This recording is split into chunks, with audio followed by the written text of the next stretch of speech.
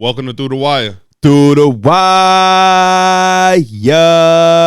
Big shout out to King of the fourth quarter. Where his mirror at? How do I point to it? There you go. He That's really his signature. But did you see it when he said "Welcome to Through the Wire"? He was like this. Oh, he did. That's his signature for real. You remember the picture when we first joined HOH and I did this? Yep. Next When he had them KDs on. Yeah. You had KDs on? He had the Humble Beast on. Oh, I did have a Humble man. Beast on. Shout out to my man Doug, man. When the last time we seen Doug? It's been a minute. Capitol Grill? Oh, yeah, probably. Yeah. I miss Doug. Doug, they'll be watching episodes. Doug, if you see this, we miss you. It's been a minute since we've seen you. Hope you had a happy Thanksgiving. Hope everybody that's watching this had an incredible Thanksgiving. How was y'all Thanksgiving? I don't think we really talked. Thanksgiving was really good. Got to chill with the fam. First Thanksgiving as a father? It was my first Thanksgiving as a father. But Ivy she just sleeps the whole time, so it doesn't really affect her. How was y'all's? I want to hear more about Ivy's first. Like, did y'all end up? Did you end up going to? Yeah. Did you go to a bunch of houses? No. Just your mom's. Yeah, I just went. The baby didn't go. Okay. So we just kind of just kept her away. She can't really eat the food either. So. Yeah, and just when you're that young, their immune systems are like so weak, and it's cold and flu season. Don't think y'all made a bad decision with that at all. Was Angie able to go out for Thanksgiving, or did you have to bring her back food? No, she went to her parents eventually. Okay. That was it. Okay. It was pretty decent. I think Thanksgiving is always like a fun time because you just kind of just come together and just chill with the family you ain't seen. Amongst food. Yeah, it's just food and food and family. When you got food and family, it's always a good time. You can't go wrong with that. Cannot go wrong. Did y'all cook? No, I didn't cook at all. Oh. I was asking that in the Discord yesterday. I'm not cooking. You're not cooking? You know what annoys me too? What? And I was gonna put this tweet out here, but I didn't want it to sound sexist. Or I didn't want to offend anybody because I wasn't trying to. But we have such a sensitive Twitter world that anybody can get offended. But I have there's no problem with not knowing how to cook. Okay, yeah. For me, the problem with not knowing how to cook is when everybody feels the need to cook. Because not everybody can cook. Not everybody can cook. And I think there's like societal pressure on women to have to cook. But I don't think so. I don't think there needs to be because like Angie isn't a great cook. I don't look at her any different. My point exactly. My point exactly. And I see so many different things on social media when it's like somebody is trying to bring something. And again, everybody's family is different for Thanksgiving. Yeah. I have a family where my mom doesn't mind doing all of her stuff. And if somebody like my auntie, but like in my family, the people who cook are the ones that cook. My uncle is never walking through the door like, look, y'all, I made mac and cheese this year. Never. We're never being like, hey, Mike, you got the responsibility of bringing mashed potatoes. If you don't have a history of cooking, that is totally fine. Yeah. But like I see just on social media, I be seeing like a lot of like, again, I'm not, what I'm saying? I'm just somebody like me and my girlfriend bringing this to my family's this. And it's like, bro, you setting your girlfriend up for failure because it don't really seem like your girlfriend can cook or cook that specific thing. So it's like, it ain't nothing wrong with just being cute. Yeah. I mean, I'm usually in responsibility of the macaroni, but the last 2 years, I decided to take the responsibility of the ham as well. So you adding pressure onto yourself. I didn't cook anything. Actually, for my parents' house, they asked me to bring some dessert. Mm-hmm. My mom had got a pie. Like, she got a pie, but my sister's new thing is like if she doesn't like something in the moment or disregard, like she'll be like, I hate it. And so my mom would text me. She's like, can you bring a dessert? Because I got some pie, but Michaela said she hates pie. Like sweet potato pie? It was just some pumpkin pie. Oh, okay. And so I was like, all right, whatever. I'll bring dessert. So she specifically asked me to bake some cookies and brownies too, which that ain't shit really. Okay. So I brought that. And then I also had I bought them some coloring books. It was actually some like early Christmas gifts because I had I already got like some stuff stocked up for them. Yeah. And so I just gave it to them on Thanksgiving. And at first they seen it. If I was a kid and I had an older brother or uncle like Mike, Thanksgiving, I get some gifts. Early gifts. Gifts? I mean, it was a color. They're like giant coloring books or whatever. But They like my cousin, he's real good at like art and whatever. He likes to draw and stuff. And then my sister, she just likes that type of stuff. So at first she seen it, she was like super excited about it. And then so later on she had got in one of her moods or whatever, and she pissed off at everything. My mom was telling her like, why don't you, go use a coloring book? She's like, I hate coloring books. And I'm like, bro, you got to relax though. Kids can't throw that word hate very loosely. Very loosely. She be screaming at my mom, and my mom don't be like giving her what she wants. She be like, you hate me. And I be like, bro, you is wild. How old is she? She's 6. Okay. Yep. That's the age. She just learned what the word hate means, so she's that's the age. using it. I hear Ari saying the word hate a lot too. She's also 6. Favorite dish that y'all had this year? It might not be always your favorite. This year was probably the greens that my sister made. It was on point. That boy said. That's your older sister? Yeah. Or either the sweet potato pie was also on point as well. Okay. I had some banana pudding that was 10 out of 10. 10 out of 10? Had the wafers in it and everything. It was like, I like it when it's more wafers than it is bananas. yeah. I like it when it's I'm allergic to that bananas. moist True. too. It's moist.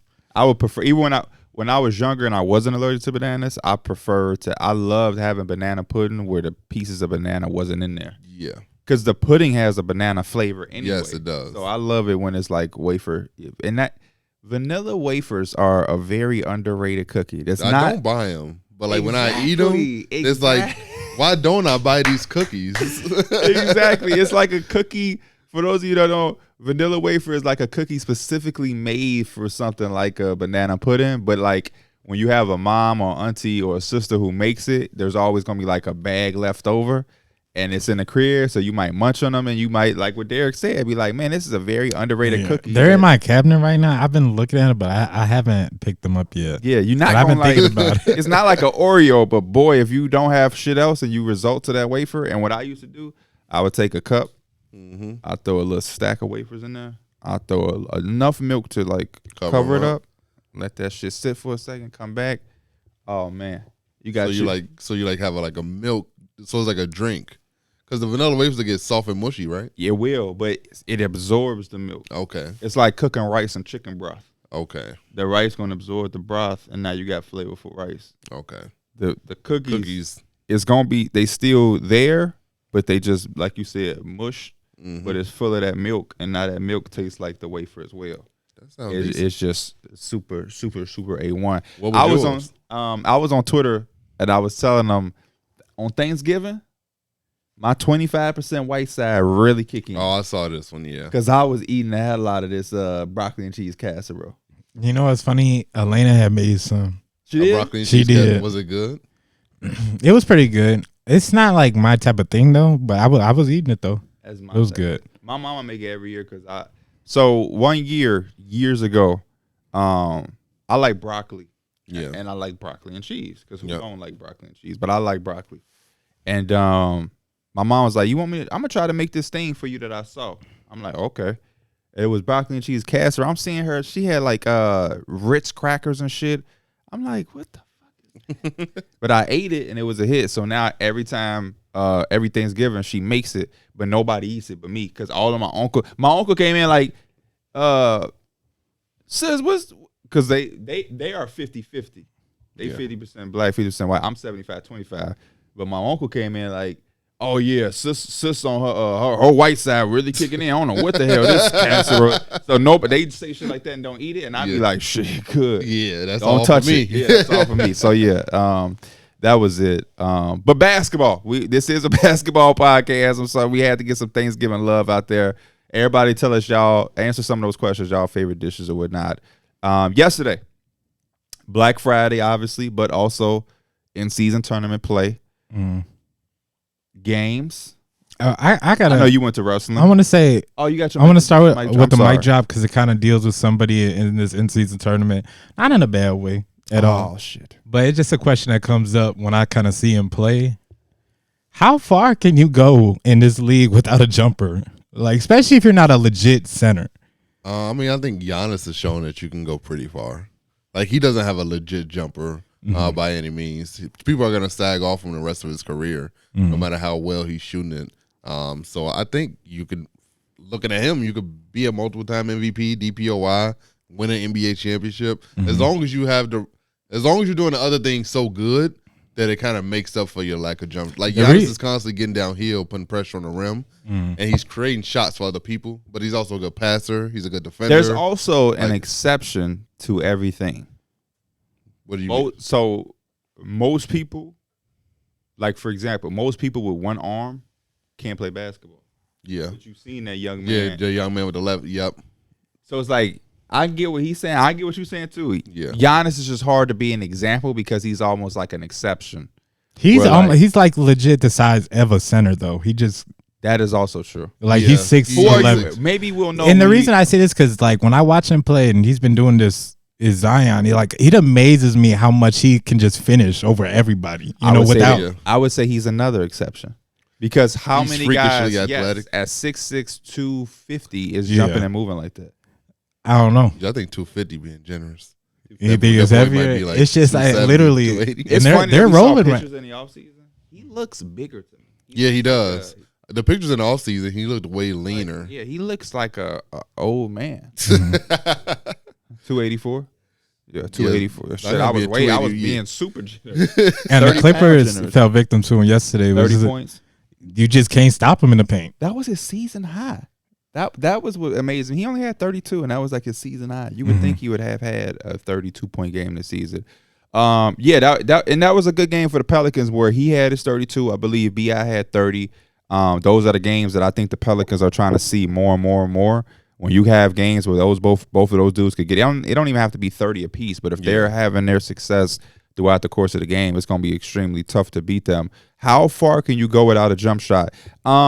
This is what I'll say. I think you can go extremely far if you're not a guard. I think guards in today's game, you have to be able to have some type of jump shot. But I think if you're a front court player like a Zion, like a Giannis, then it's not impossible. And maybe it's different too when you're not like a catch and shoot guy at all. Like it's some guys in the league. It's just like if you can't shoot the ball, you really can't be on the floor. But Zion, for the most part, he has the ball in his hands. So it's not like he's the one spacing it out. He's usually the one that's kicking it out. It's a little bit different. I think he would be better. I was thinking about this earlier this week. I think he would be better with a dynamic guard.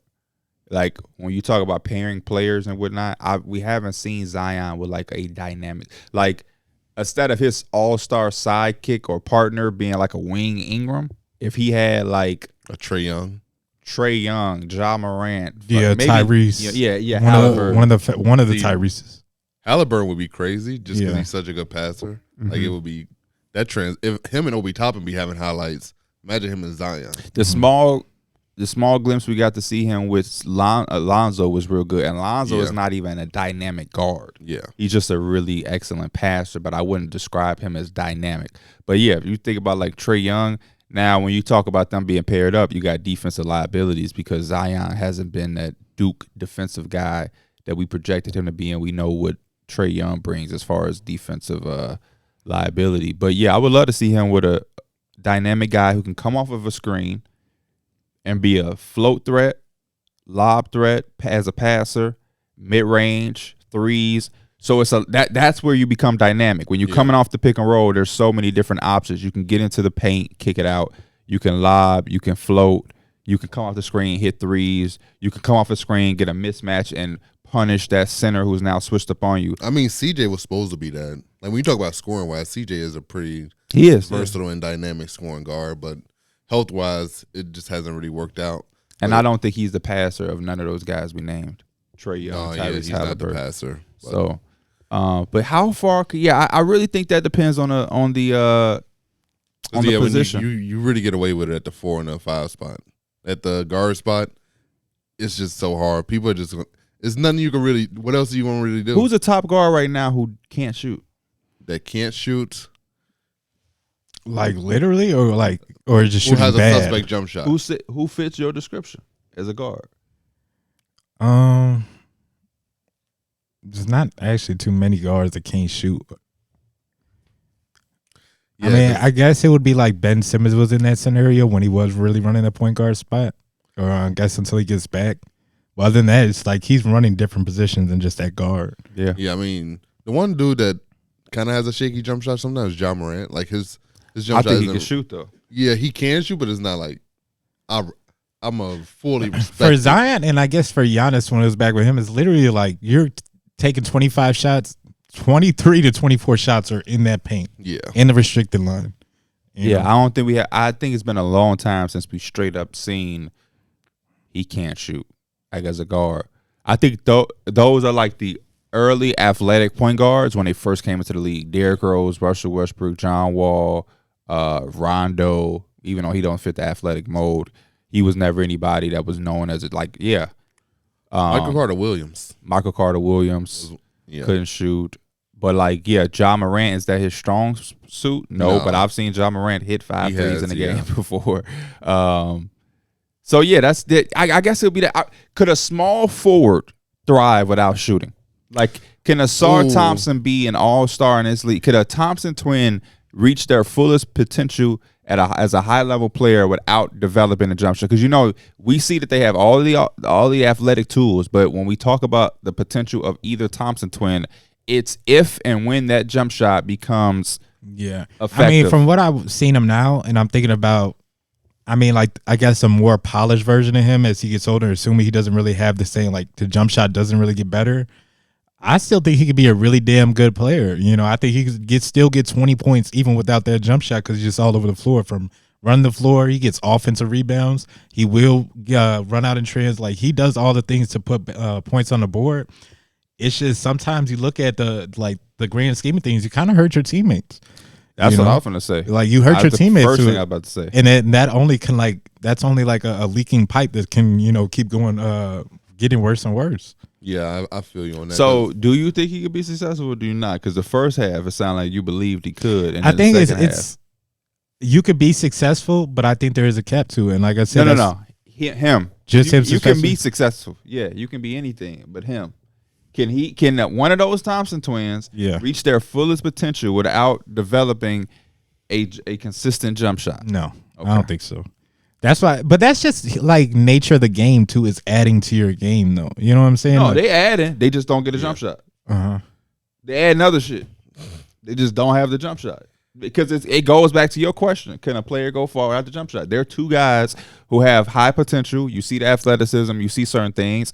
I haven't seen a jump shot. It would just also be so detrimental to it would really hurt the team in a way because you got Cade trying to get downhill now. We already see it being the and now people are just helping off of him. I think that part it just kind of just hurt the team. I think he could still get his shit off, but as a team wise, it just won't really. Especially with the scheme, these are regular season games too, and it's just hey. We gonna put our big on it. We gonna put our big on the SAR, or we gonna do this and that. Especially with that, all the in a 7-game series where they're locked in and they're gonna look for every weakness and take advantage of it.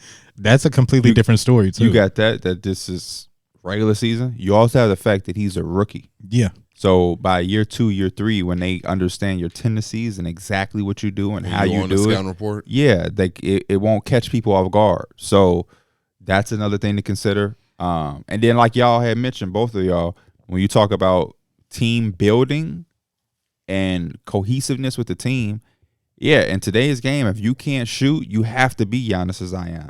Because if you're a complimentary player and you can't shoot, that means you're affecting the player that you're supposed to be complimenting. Yeah. Because, if we're able to put Brook Lopez on you and he can help off of you while Cade is driving, then that's problematic. Very problematic. To answer your question, can a player go far without having a jump shot? I think a front court player can go far. There's exceptions and anomalies to everything, but on a consistent basis, I think majority of players in today's game will have to have some sort of shooting ability. Yeah. Some sort. It's such a 3-point dominant era that you have to be so dominant at getting to the rim that your jump shot don't really matter. Unless you're a front court player. Unless you're Jared Allen and Evan Mobley. Unless you're Giannis, Zion. You had another one? So that was the drop the mic. I also got some quotes for Heard Him Say. And I heard him say.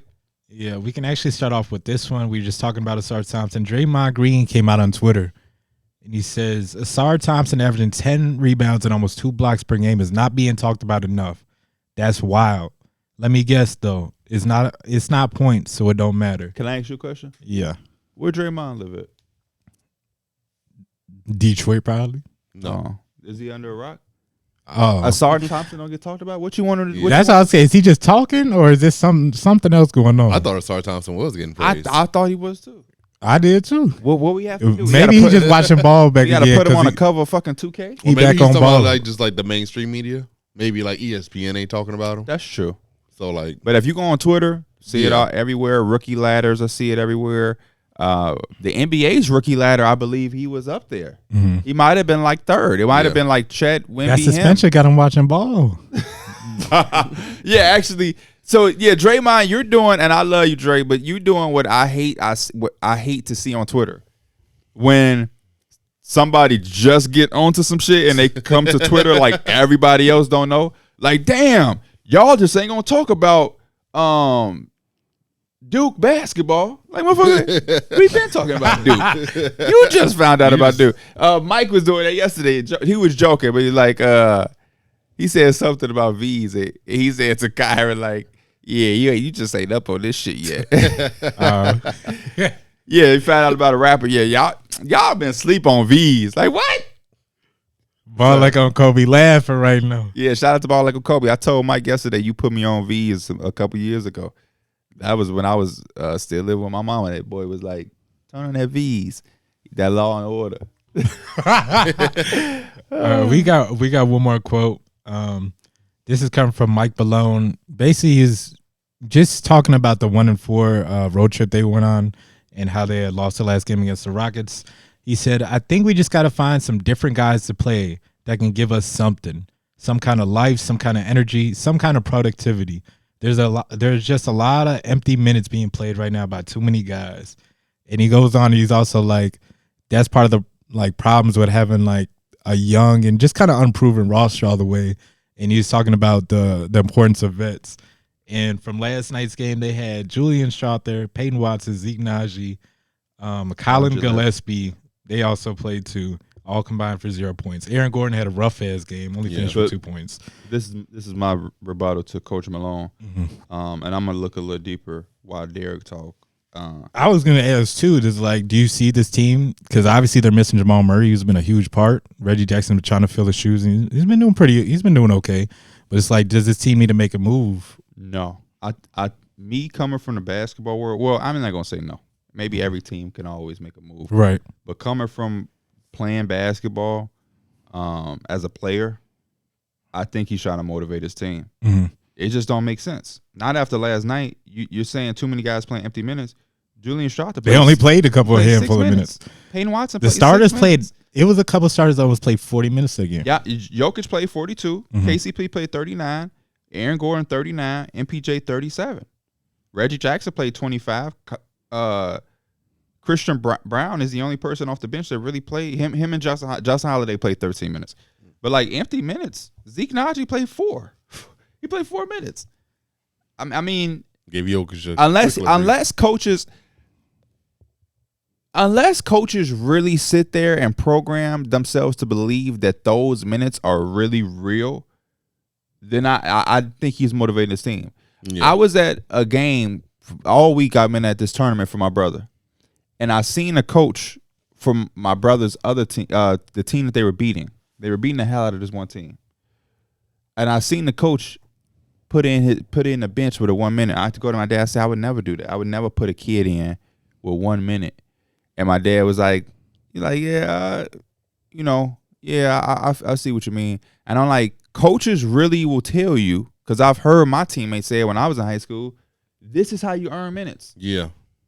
I heard them tell like it's 2K or something. Like you come in, hit a 3 in your little 2 minutes, and it's going all of a sudden next game you got 5 minutes. And even like, though I necessarily like it wasn't being told to me, I still felt some way, because it would be like my homie, like Sean Davis was on those teams, and that was the type of shit they'll tell him. Or when Ontario was younger and was trying to play on the team, they would say shit like that, like, you earn minutes in these times. No, you don't. Yeah, you don't earn minutes when you down 35, 1 minute left in the game, and the refs don't even give a fuck about the game no more. You know what I'm saying? Like, you don't earn minutes like that. The other team don't even care either. There ain't nobody really trying. Yeah.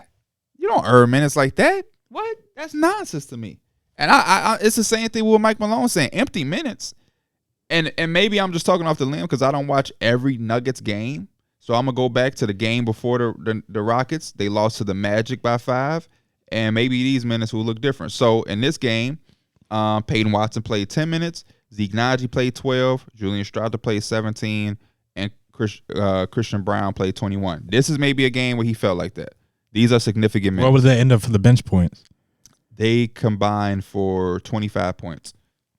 Christian Brown had 13, Julian Strouder 7, Zeke Naji 3, and Peyton Watson 2. Jalen Pickett also played 8 minutes. Maybe that's a game he feels that way, but at the same time, you don't have Jamal Murray. Yeah. So the 14, 9, and 4 that Reggie Jackson gave you, yeah, it ain't those numbers, but he's also a part of this bench now. Yeah. And the Magic are a good team. Yeah, the Magic are surprising me. Even though Magic fans, I don't want to say annoying me because it's all fun and light, but like the Magic can't do shit without me getting a DM. Why For real? From multiple, I had them at 12. Oh, but somebody has to be there. Yeah. I keep trying to tell like fan bases, like when we do those things, you can't take it personal because somebody has to be there. I had them at like the 10th or 9th seed. And I didn't think they would be this high though. My reasoning behind it was valid. Yeah, because it's not happening. I said everybody can't make the leap. Now, if you were able to convince me, there's not one Magic fan that can tell me that they saw this coming without leaps. They thought Paolo was going to be a 25-point scorer or Franz was going to take another leap, but neither one of them is doing that, and y'all are still winning the games at this level, which is scary for y'all upside and down the line. But that was my thing. I'm like, I don't know if we're going to automatically get leaps, but I didn't know y'all was still going to be able to win games after leaps. And we only 15 games in. Yeah, we are. So I was going to tell one of the guys, he cool. We be going back and forth. But I was going to tell him, like, now, if y'all hit a rough patch in January where y'all lose 8 out of 11 and y'all ain't on shit, I'm going to be bad if I'm just DMing you every day. Like, look, y'all ass lost again. You lost again. You lost again. Now you're going to be deemed a hater at that point. Right, but I wouldn't do that. Because it's just like, you know what I'm saying? But, yeah, I just think Mike Malone trying to motivate his team, which he should. It is like we talk about. It's one thing to lose, but how you lose, I think everybody in professional sports is accepting of the fact that you're going to lose. That ain't the first time you lost. It ain't the last time. But it's always about how you lose.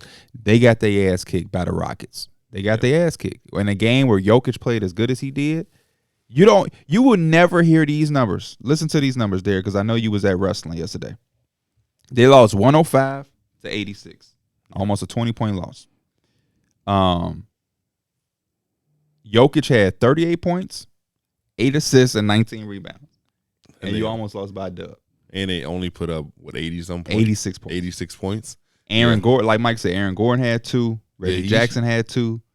Fucking MPJ had 14. This was Jokic and KCP. And this is a young Rockets team. So I understand his frustration. We are the defending world champions. Yeah, we don't have Jamal Murray, but still, we don't feel like we should be losing to anybody, let alone a young, up-and-coming team by 20 points when Jokic puts up those numbers. You should only lose like that when Jokic is the one with 14 points. But this man almost gave you a 40-point triple-double with 20 rebounds. What's crazy about the minutes thing, though, is like, it's going to be hard to even, like, find bodies. Like, the roster they have is pretty much the roster they have. So, like, you have to kind of play these guys, and you just kind of got to figure out which ones fit and which ones can actually come in and give you that energy. That's really all he could do. Because at this point, you're not getting another Jeff Green.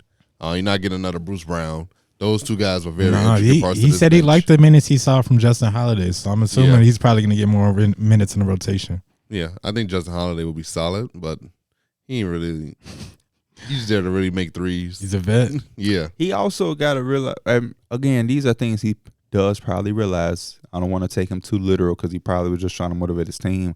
But I think these games and these stretches, they come with the word development. Like when you're developing something, especially like a player or a person with their talent, it comes with rough patches. Even if you're developing like a house, if like I'm developing this land, or if I'm developing my front yard because I wanted to be a garden, it's going to be a rough patch. Everything that you're developing has a rough patch. So like you can't just develop Peyton Watson and this is fucking 2K where he just gradually he has 6 points, then it's 8, then it's 12, then it's 14, and he just like it ain't that's the very 2K progression where it's just like straight line. It was another part that he was emphasizing too. He was like with the young players and everything, he's like, I'm gonna play the guys that's gonna help us win.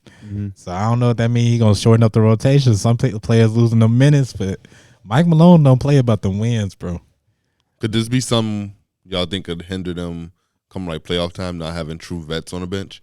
Like having such a young bench going into dog fights pretty much. Do you think that's something that could hinder them? I don't really see it as much just because it's like Mike Malone, again, when he be getting to the playoffs, them rotations is tight. Short, yeah. They real short. So as long as he's got a couple guys that he can rely on, he should be good. And it's also Jamal.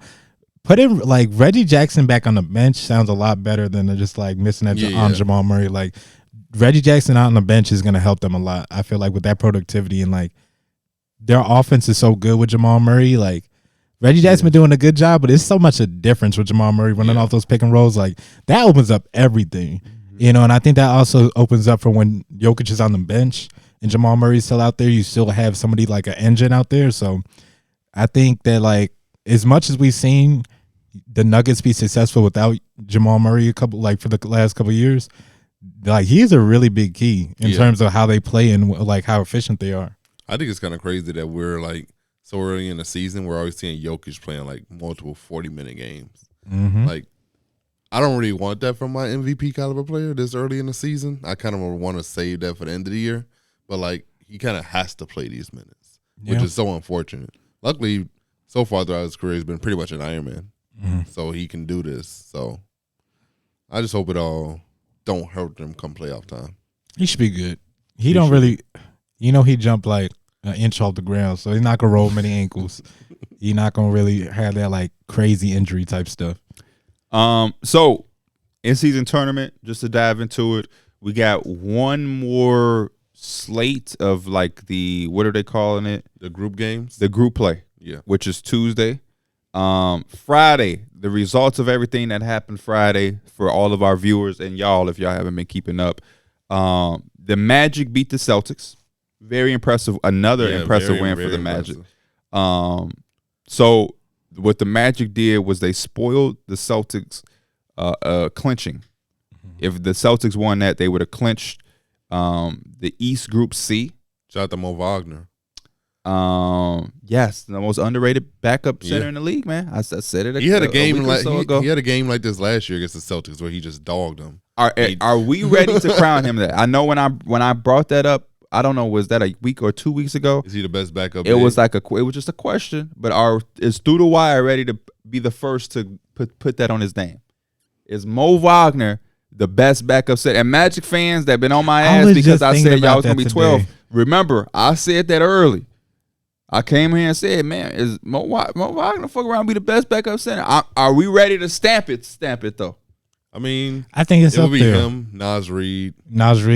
I guess from like a legit standpoint of what he can give you. Yeah, Al Horford's still not too bad off the bench.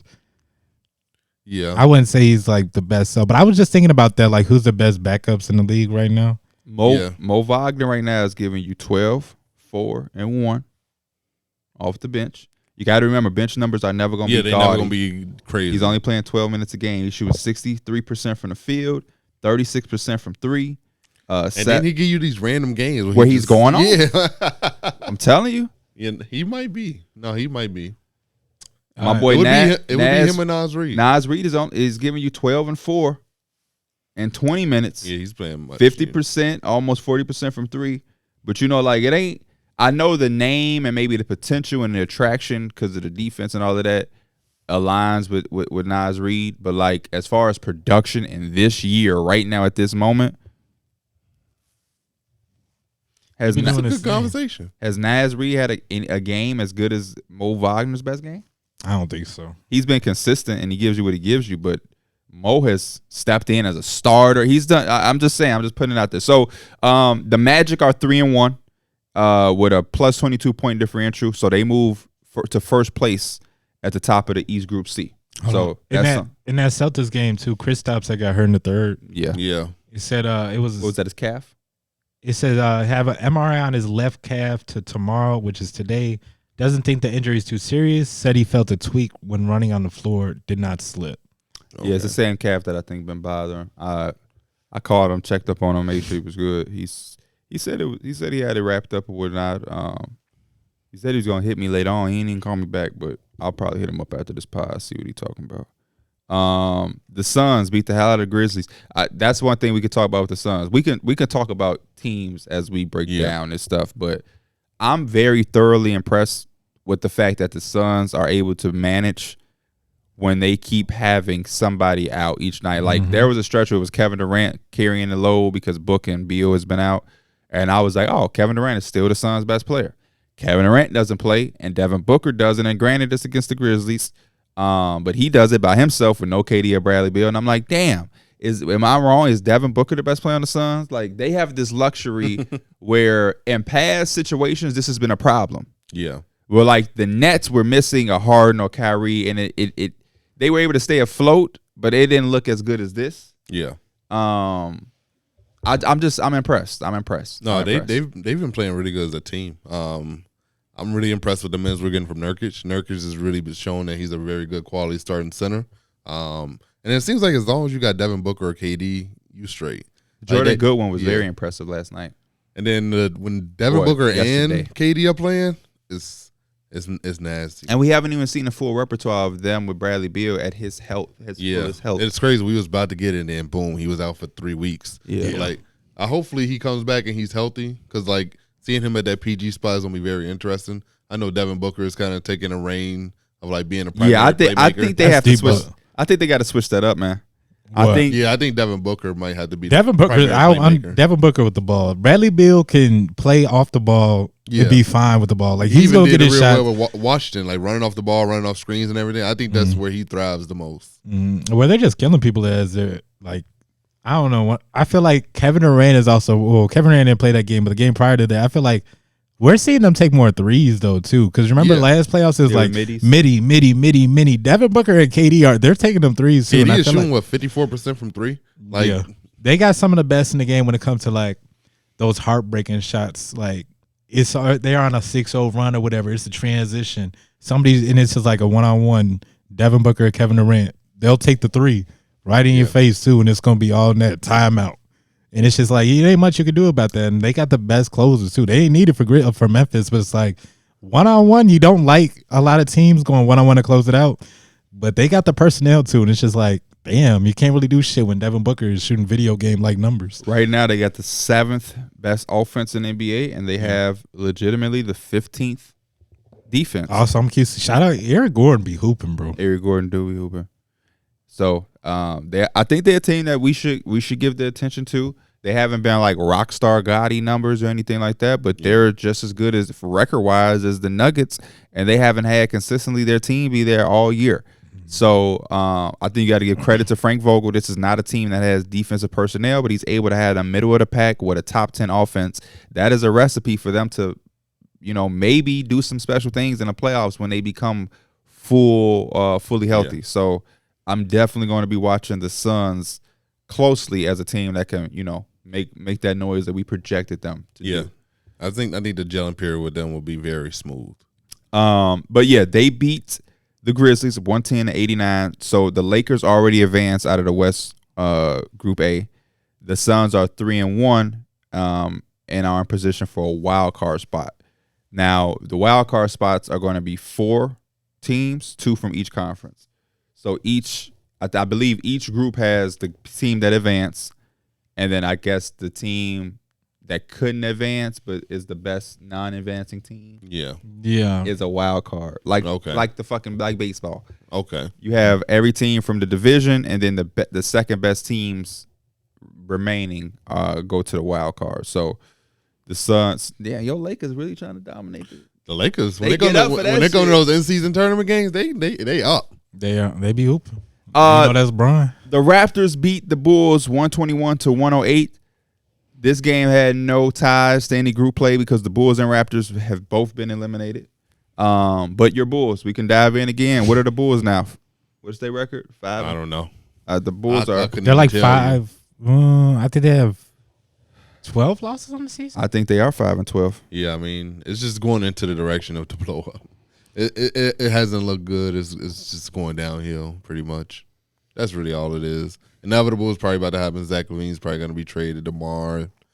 Maybe Vooch. I don't know. I don't really know what the market is for Vucevic. You know, I feel like this is like we seen this coming for the Bulls. I didn't think like it would be my I didn't think it would be 5-12 bad though. Yeah, you thought they could kind of hang around, play and like, but we knew they didn't really have like even if they're at their best, they was gonna be like maybe hanging inside the plan. Yeah. So for them to have this type of start, it's like we seen this shit coming. Like everybody knows a rebuild is coming, right? I just can't wait for it to actually happen in some type of movement or some type of trade from them because it's been disappointment for a long time. Especially coming off the fact that last year we heard, like over the summer, we heard Vucevic say, "We know this is our last go around with this team." But then to come out like this, it's kind of like, damn, they're just not a good team. They just, I mean, we can sit up here and try. It just comes down to what Mike said. They're just not a good team. Apparently, you know, there's some respect that ain't there, which I think is very key. When you talk about a player and coach relationship, do they have to like each other?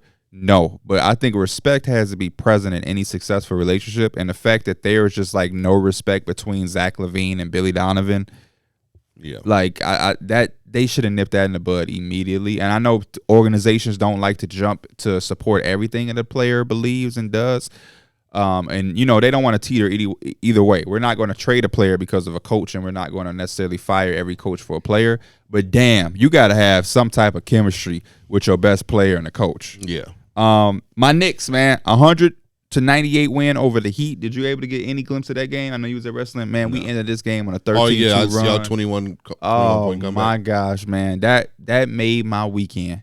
We was hooping. Not only did that make my weekend, but in a league where all of these scores are so high, 100-98 is fucking refreshing. Yeah. That is a 2013 ass score. Because we just saw what the Pacers and the Hawks was doing. Yes. They put up 300 points in regulation. That was a fun ass game though. That game was so fun on Thanksgiving when I was waiting for my mama to finish cooking. I watched the highlights. Yeah, like I just want to see some up tempo shit again. It was like that. No rebounds were there. No, it's not. It was all makes. It was just both keep shot going, 60% from the field. It was a fast break the whole game. Yeah. Buddy Hield was hitting some crazy shots, but I was like, man, you trying to take all the momentum away. He keeps smacking him. I'm like, oh, do your thing, then, we might buddy. have a game like that tonight. The Wizards play the Hawks. That might be a very high scoring game. I don't know. It might be high scoring. I don't know if it's gonna be the same. You don't know which Wizards is coming. You could get the Wizards with Jordan Poole scored 30 or he scored 13. It's just no in between. But yeah, so my Knicks winning that. We are now 2-1 plus 18. We avoid elimination and rise to second in the East Group B. And the Heat are 2-1 plus 11. They dropped to third in the group. So we're now above the Heat, second. So hopefully we can potentially get a wild card spot depending on Tuesday. And then we got another good. This would be a very good matchup in the playoffs. The Kings beat the Timberwolves. Oh, before we move on to that, do y'all think somebody asked me a Magic fan? Let me give a shout out to this dude because he's one of the prominent Magic fans I be going back and forth with. No Name. Shout out to No Name on Twitter. Also, let me stop right now to give some birthday shout outs. Heavy Chevy, happy birthday. Say, yo, P, my birthday was yesterday on Thanksgiving. Can I get a shout out? Absolutely, my brother. Happy birthday to you. I believe I had a couple more shout outs to give. I will find them eventually. On the clock. Twitter account On the Clock. Shout out to Caleb. It's his 22nd birthday. He said if he can get a shout out, it would be crazy. So there's your shout out, my boy. I hope all of y'all have some wonderful birthdays. I'm going to check my Instagram DMs really, really, really, really quick. I'll listen to the podcast. That ain't your birthday. Hi, Mr. Andreessen. It's my birthday. Joel Nuggets. Happy birthday, man. Mr. Andreessen. That's hilarious. Happy birthday, my brother. And there's a couple more I'm gonna find later on, but that's number one. Somebody asked me, No Name asked me when we talked, he was talking about the Magic. He then said, side note, do you think the Heat can keep up on this pace as far as how they started the season? Because I'll be honest, I thought the Heat was gonna be weak. Yeah, no, I mean, a big portion of this is doing it without Tyler Hero. So for me, I think they can, especially when you're doing it without your second best scorer. I think you can go into that mode once he's there, and you can. I think he's the type of guy where you can hit the ground running when you add him back into the lineup. So for me, I think they can keep this up. And it seems like the committee seems to all be locked in too. Yeah, I mean, I think they could keep it up at a decent pace. They don't like with Jimmy Butler and Bam. They don't play like anything like sexy, but they play winning basketball. Yeah, and it's also like the culture, culture they got. I don't care how many times you say it. I think that's a real thing, at least for the Heat team. And like Eric's supposed to be in the top coach. Like they have stuff that just gets them like they take it game by game. Yeah. And I feel like that's a winning thing, and it's kind of like helping them out in this scenario. Yeah, I really could see them matching up with any team pretty well. Like they had that last year. Like somehow this team always finds a way to have that next man up mentality, and it works every year. Even though you count them out, they surprise you and be like, "Damn, okay." Max Strus is finna go off in a playing game and make us go to the NBA Finals. Like that's just the type of things that happen. So. I think they're gonna be all right. I feel like I could drop at least 15 points if I played for the Heat. For the Heat? Yeah. I agree. I think them getting off to such a good start makes me believe that they can sustain the consistency of what they playing with. So I thought I had them low because I felt like they were going to not get off to the best start because of how Jimmy Butler historically is to start seasons. He didn't really take it serious. Then they was going to have that second half of the season where they got to flip the switch and fight and play catch up. But nah, they getting their shit done early and getting out to a nice, good start. So shout out to the Miami Heat for that. I did want to give another birthday shout out to Kenny Wang. Kenny Wang said his birthday is Saturday. So shout out to you, Kenny Wang. I'm trying, y'all. I'm going to be honest, though. It's going to be super hard to sustain all of the birthday shout outs. I'm just being as honest as I can be. Just because my DMs are just not, it's not sustainable for me to just keep checking my DMs. You got to find a substitute for the birthday shout out. We do. My DM, I actually hate it so much. I love and hate it because there was a point in my life where nobody cared to DM me. But like, I'll get a DM from like a cousin or somebody like I know. And I won't see that shit for a month. And be like, oh my gosh, you done DM me 3 times. This is my cousin DM me 3 times before they got a response. And it's like, I literally don't see it because all day it's just like, the Timberwolves, Kings. The Kings beat the Timberwolves 124 to the Timberwolves 111. The Kings are now 3-0 and they clinch the West Group C and advance to the knockout round with the Warriors loss. The Warriors did not lose yet. And the Timberwolves remain alive for a wild card at 2-1. I would love this matchup, man. I would love this matchup in the playoffs. The Kings versus Timberwolves, De'Aaron Fox and Anthony Edwards, they both went at it 35 apiece, I believe. I could be wrong. I think it was either 35, 36. I think De'Aaron had like 36, but did Ant have 35 or I could 34? double check. They both had 30 apiece. So that matchup would be, I would like that matchup. Yeah, you got Sabonis and Rudy Gobert down low. It's more like an offensive team versus a defensive team. Yeah. But you got to like that matchup. Did he have it? No, I'm still getting Who would you take in the series? 7-game series. Your money on the Kings or the Timberwolves? I'm going Timberwolves. I trust the defense a lot more. I feel like the Kings are a team that could sometimes struggle to get stops on a consistent basis. They're definitely a team that's going out trying to outscore you. Whereas I think the Timberwolves are more so locked in because they got Rudy Gobert, Jaden McDaniels.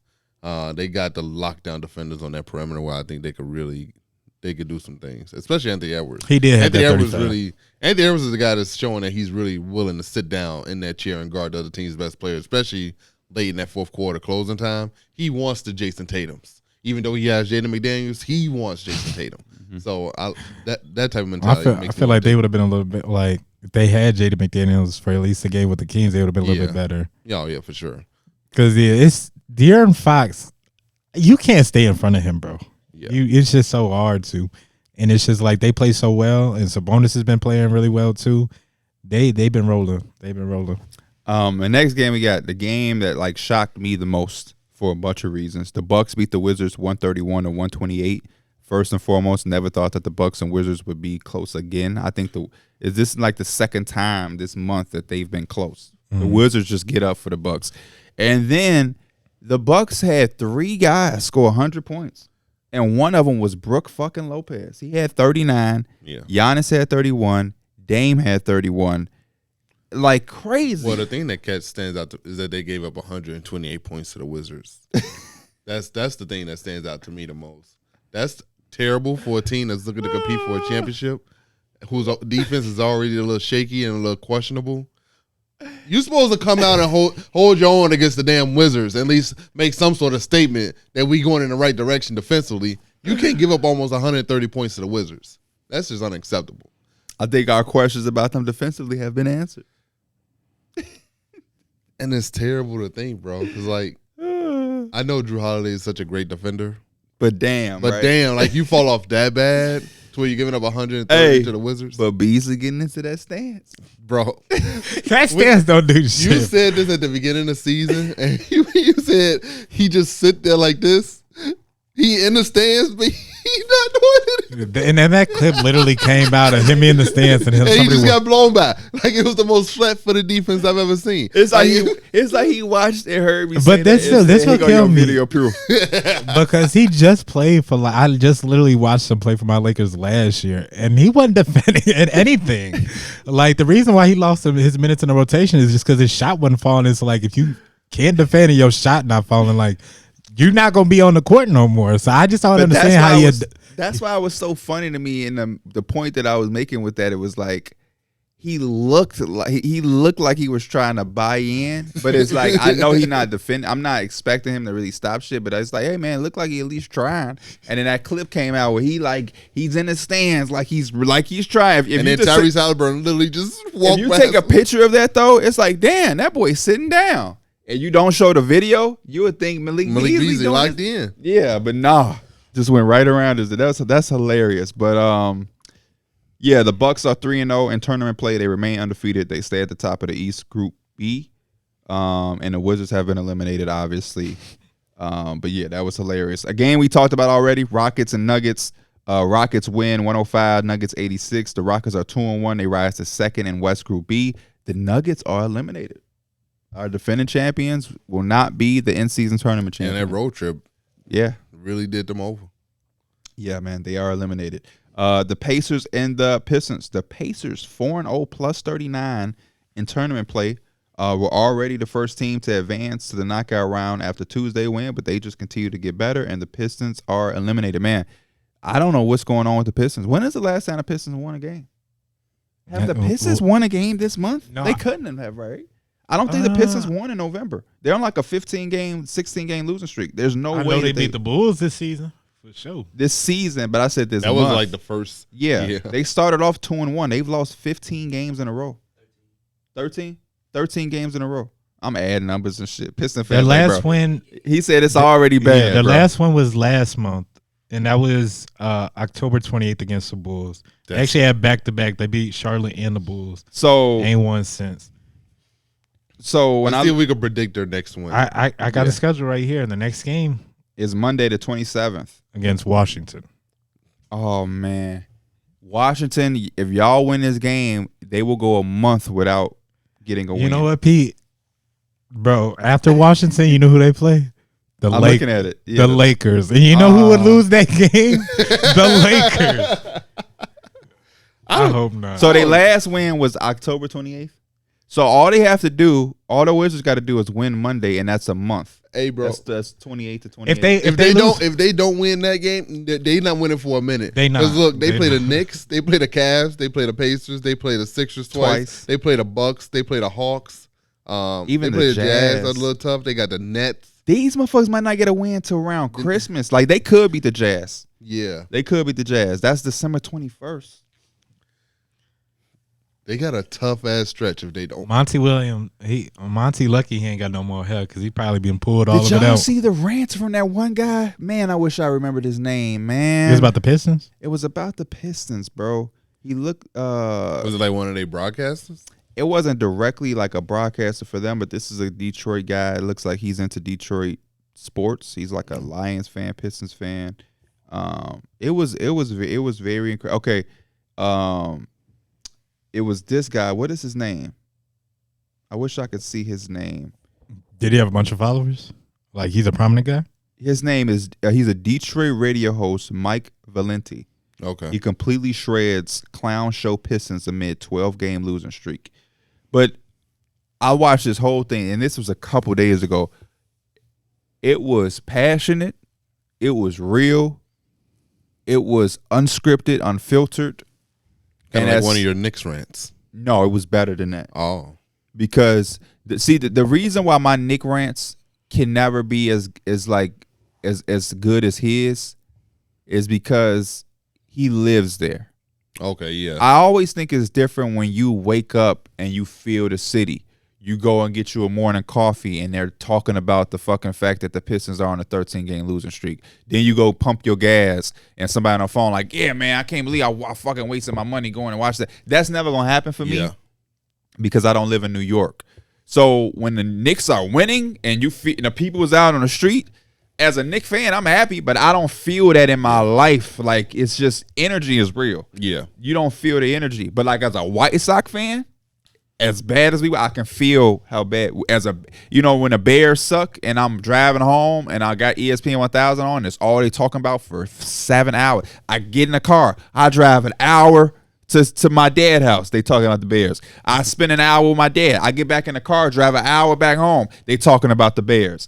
Oh shit, I gotta run a Target when I get home. Let me hop back in the car to get some fucking tissue. They're talking about the Bears. It's like, damn, for 12 hours today, y'all talked about the Bears. Every radio show that came on, and you can feel that energy. I get the newspaper. I go out there, I see it, boom. You know what I'm saying? So, but yeah, I just want to give him a shout out. Make sure I say his name right one more time. Mike Valenti. Y'all make sure y'all check that out. And he was one thing that he said though. He said Monty Williams looked like a man who regrets taking that money because he didn't want to go to a team that was they just threw that big ass bag, and it was like a money that he couldn't turn away. Yeah. So because they gave him an offer originally, and he declined it. They had to come back. Yes. And he was like, "Oh, okay." They said they took a script out of The Godfather. Which is what? What? I don't know. You ain't gonna know either. So, okay. This is something I think y'all might have heard, even though you didn't watch the movie. You gave him an offer at first. He said no.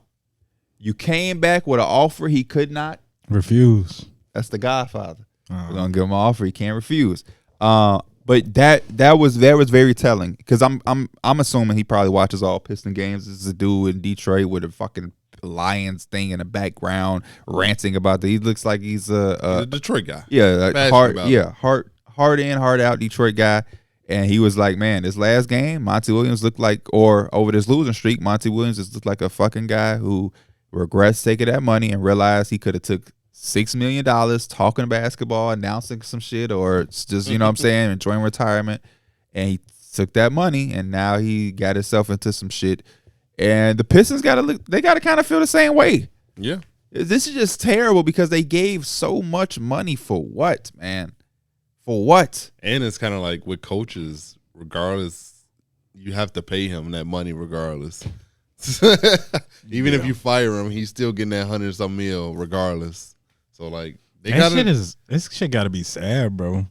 But first of all, they already been having it's been a rough couple years. It's been a rough decade. Yeah. Since damn near what was it, mid 2000s or whatever. I seen somebody post yesterday man, shout out to Blake Griffin and who was Andre Drummond for getting this team to the playoffs. Last time it was against the Bucks. Yeah.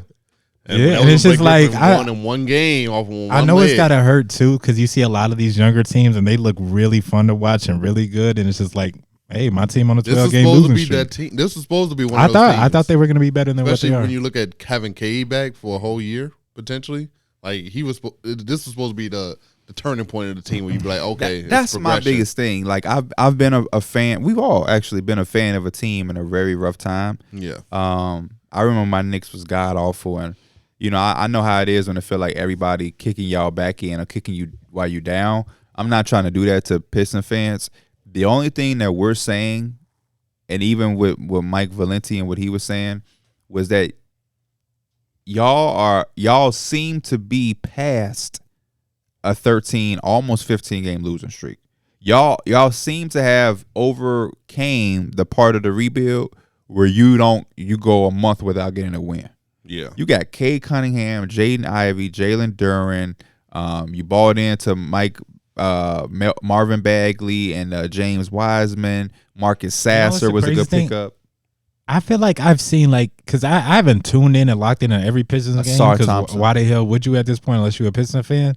But I've seen glimpses where I'm like, Cade doing his thing, Killian Hayes, Marcus Sasser doing but they haven't been able to make it work as into wins, and I think that's just a problem with younger teams. Bagley only get worse. Had some really good games too. They started off 2-1. They had I still remember that first game of the year where they went toe to toe with the Miami Heat, and I was like, whoa, this team is actually gonna be serious. And then they won the next two, and it was like, oh, okay. And they haven't had a win since, because they beat the Bulls despite Zach 50 piece. Oh yeah, that's impressive for a young team to not be, to not care that he had 50. They like, fuck it, beat us, and they still won on their home court. It was like, oh wow, I was impressed by that. They haven't had a win since then, since Zach's 50 game. That feels like ages ago, and that's the part Detroit fans that we kind of just highlight. And I know y'all feel the same way. Y'all don't. I didn't think that the Pistons was gonna win a championship, but damn, I also didn't think. Yes, at some point, when you suck, you're supposed to suck good. It's that's the thing. It may sound crazy, but you gotta. No, I think I see what you're saying. I think there's even if you're losing, you still want to have competitive nature too. Yeah, you still want some light in your. And what did we say on 2K? It's just how you lose. Yeah, it's like OKC. OKC, we knew they weren't competing for a championship, but we saw the potential. And now you see it this year where it's oh, they turned the corner.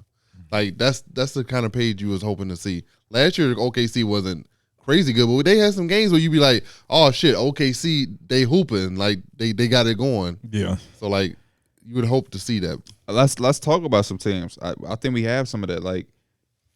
The Magic. The Hornets are 5-9. Oh, you talking about that's bad? Yeah.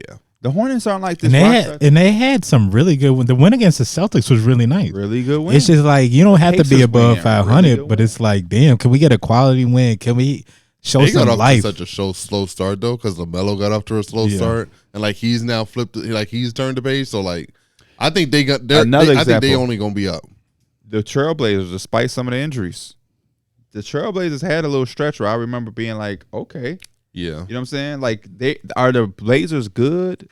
No, but the Blazers also ain't on a 13-game losing streak. They might lose 4 here. They did get off to. They got off to they did have a little losing streak that was a little tough.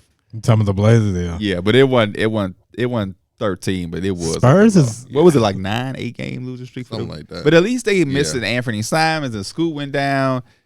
Pistons, what y'all missing? Bogdanovich? The Spurs is pretty damn bad too, though. Oh hell yeah! Spurs is I feel like they could be in the midst of that. They had the 2 wins against the Suns that were they did. I wouldn't even say Darrick's that no point. more. I'm they past just played that. against the Warriors and lost by what? 4. They started making the Warriors. They fouled for they had 5 unforced turnovers. Andrew Wiggins passing the ball to nobody. Somebody in the stands. That's that point differential keeping guys in the game, because normally the Spurs would have probably pulled waved the white flag, said the guys, the Warriors would have did the same thing. But the fact that everybody competing for that point differential, now it's oh shit. Now this team that came back. The Spurs are the same way though. I don't think the Spurs should be on what are they on? 11-game losing streak, 10-game losing streak. I don't think that they are that bad either. They are on 11-game losing streak. Unacceptable. I know they young, but come on. You got Keldon Johnson, Devin Vassell, Victor Wembanyama, Zach Collins. I know you don't have a point guard, but they should not be losing 11 games. Nah, not in a row. No way. Yeah. No way. You don't hit the jackpot lottery to get Vic and then lose 11 games with him, bro. You can't. Unacceptable. Especially when you've seen them put together really good games. So it's it is kind of crazy to see a team lose 11 straight after you've seen them be a competent, good team. Solid. So yeah, Pistons, y'all ain't the only one. Spurs, get y'all shit together. But yeah, check out Mike Valenti's little rant. It's probably about 6 minutes long. It's very, like I said, real passionate. You can't buy that type of media fandom. He's being a fan. That's what you pay. As a fan of sports, that is the money can't buy you that type of passion. That's the type of That's the type of passion you want to see from sports fans. You don't want to see media people who are so biased that their team just can never do no. You want to see that. I don't want to put no names out there because I respect them, but I be seeing some biased shit. We got 2 more games to talk about, then we get into the main thing of the show. The Warriors beat the Spurs. The Warriors are now 2-1 in tournament play. They're 3rd in Group C behind the Timberwolves on a head-to-head tiebreaker. So that'll be interesting to see how that turns out. And then the Spurs are eliminated. The Warriors, we feel any different? They've won some games now. Not really. They beat a team that's on an 11-game losing streak by 6. Not really. I think I was looking at the Andrew Wiggins and Clay are shooting a little bit better from the field. But other than that, I still feel the same way, as in like Steph Curry still has to be Steph Curry for this team to be, at a really good place. And sometimes you just can't have, like, it takes a whole like ship, or it takes a whole crew to kind of win at a really high level in this league. And it's just having that one player that you have to depend on for 40, 35 points a night.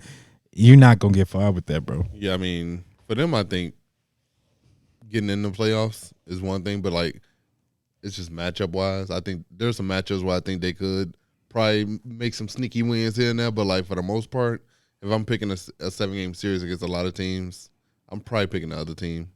Nothing against them. I feel like in the similar they have struggles. I feel like shooting the ball bad, that's just one thing that they're kind of struggling with right now. But it's just like turnovers and offensive rebounds, because sometimes you just like they run small at a time. And a lot of times it's just like they're giving up offensive rebounds, and those can come back and they can hurt you. Yeah, just like how they did it, and they love to get the kick out threes from that. That shit gonna bite you right back. Yeah. So it's like they have the potential, because it's just like you have the offense and go put up however many points you need. But I've seen them turn that ball over and give up a lot of like careless. Yeah.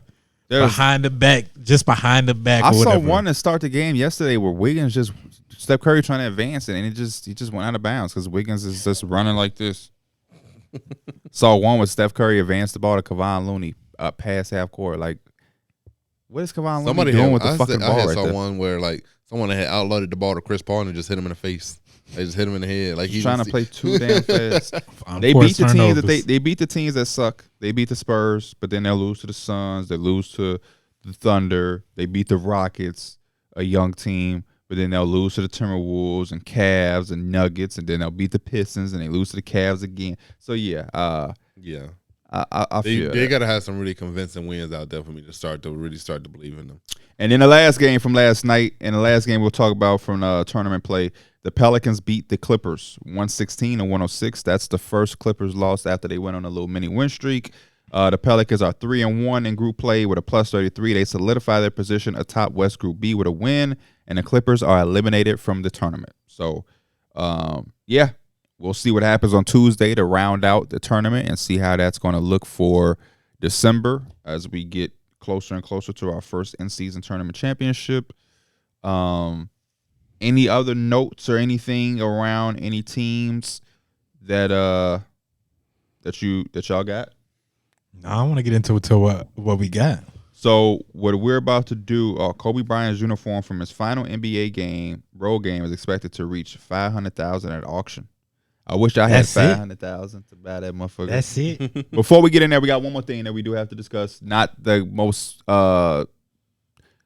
most exciting topic or thing that everybody in the media wants to talk about, but this is our job and we do it. Yesterday, Shams reported that the NBA is looking into the allegations of Oklahoma City's Josh Giddey having inappropriate relationship with a minor that have emerged via social media, league spokesman Mike Bass said. So that's pretty much self-explanatory. This was something that turned into social media.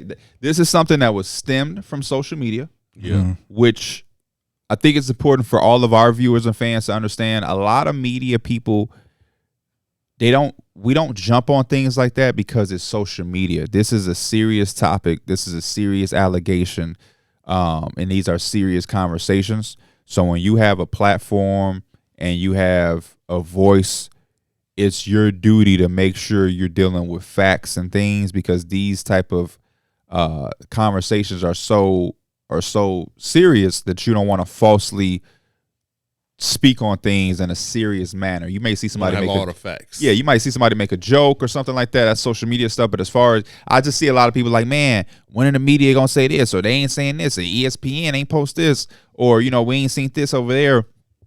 It's just because this is a very serious thing. Social media is so unfiltered and nobody cares, and there's no reputation or credibility on hand for it or needed. But that's why. But now we officially know this is a real situation that the NBA is looking into. Do we know what happened, what's going to happen, how it happened? No, that's not our jobs. Nobody in here is detectives. I don't know any detectives that were on Twitter. You let the people whose job that is handle it. When the information comes and we have facts, we'll be able to come on here and dissect it, and the rest of the media will as well. Yep. But the only thing to say here is the fact that Shams reported that the NBA is going to look into it. That's all we were. That's all you can really say, man. Yeah. I mean, like I said, it's all came from social media, so it could be speculation. I hope it's not true, but again, it's just like I really can't say anything because there hasn't been no concrete stuff that's came out, and that's always the side of the fence that I play. I think one thing that there's a lot of pros, but one con and negative that comes from social media is there's this rush. There's this sense of urgency to speak on shit. I even seen that with I remember the Megan Thee Stallion and Tory Lanez shit with the shooting and all of that. There were so many people who was in a rush to take somebody's side or to say this happened and this. And I remember telling one of my homies, I don't have any side because I don't need one. They're going to go to court. The justice system is going to plan out. They'll go to have a trial and we'll find out all the information and then we'll know. But I don't need to take up for Meg Thee Stallion or Tory Lanez when I don't know them personally. I don't have to do that. I can just sit back, wait, and once the truth comes out, then I know the truth. But I never understand. You know what I'm saying? Same thing with this. I don't know Josh Giddey, so therefore I'm not going to defend him. But I'm also not about to crucify him until I get the fact. I don't have to rush. Yeah, I can sit back, wait. They do the investigation. Once the fact come out, I can say, "Oh, good to know that wasn't true." Or I can say, damn, how fucked up is that? And I can go on. But social media is making everybody feel like they need to have an answer and a stance directly now. We don't have to do that, y'all. We can just patiently wait for the results and speak in facts. That's the most best thing to do is to speak in facts. Because the last thing you want to do is speak out of your ass and then look goofy when something ain't real or something is true. The and now you about it is just OKC's having this great season and it just popped out of nowhere. Yeah. And after that Wanda Franco shit, I'm not defending anything. Not that I was offending him, but all of these things, that's what I put on Twitter when Sean tweeted this. It's so real that it seemed fake. Mm-hmm. Yeah. And that's a Meek Mill line. It's just so real it seemed fake, but that's how I felt. This seems like a fucking skit. And just something that somebody made up on social media. But here we are where Shams is really reporting that they're going to investigate it. So that's all we really have on the Josh Giddey situation. Don't expect any of us on here to be speaking seriously or acting like a detective. We not finna be commenting on nobody picture, asking questions and goofy shit and doing all type of shit like that. We just going to wait for facts to unveil. And when they do and it's time to speak on it with facts, we'll do that. But we got a draft. We have a draft. KB, we wish you was here because now that you ain't here, it makes us our jobs a little bit easier. We got more players to pick. So many players. It's so many players. It's so many players. The draft is under 25. Not 25 and under 25. KB usually the one with the wheel to decide who gets the first overall pick. Did you pull up the wheel? I did not. Let me see. Oh, you got a wheel? We're going to have our producer Austin real quick. By the way, I want everybody at home to know Austin is wearing a hoodie that's Scarface, one of my favorite movies of all time. Mike, you ever seen Scarface? I have. You ever seen Scarface? I've seen it once. Yeah. I don't remember much from it. Have y'all? Okay, instead of saying have y'all seen it, what I'm gonna say is, do y'all know the movie? No. I just know it's like an Italian mob boss. No. No.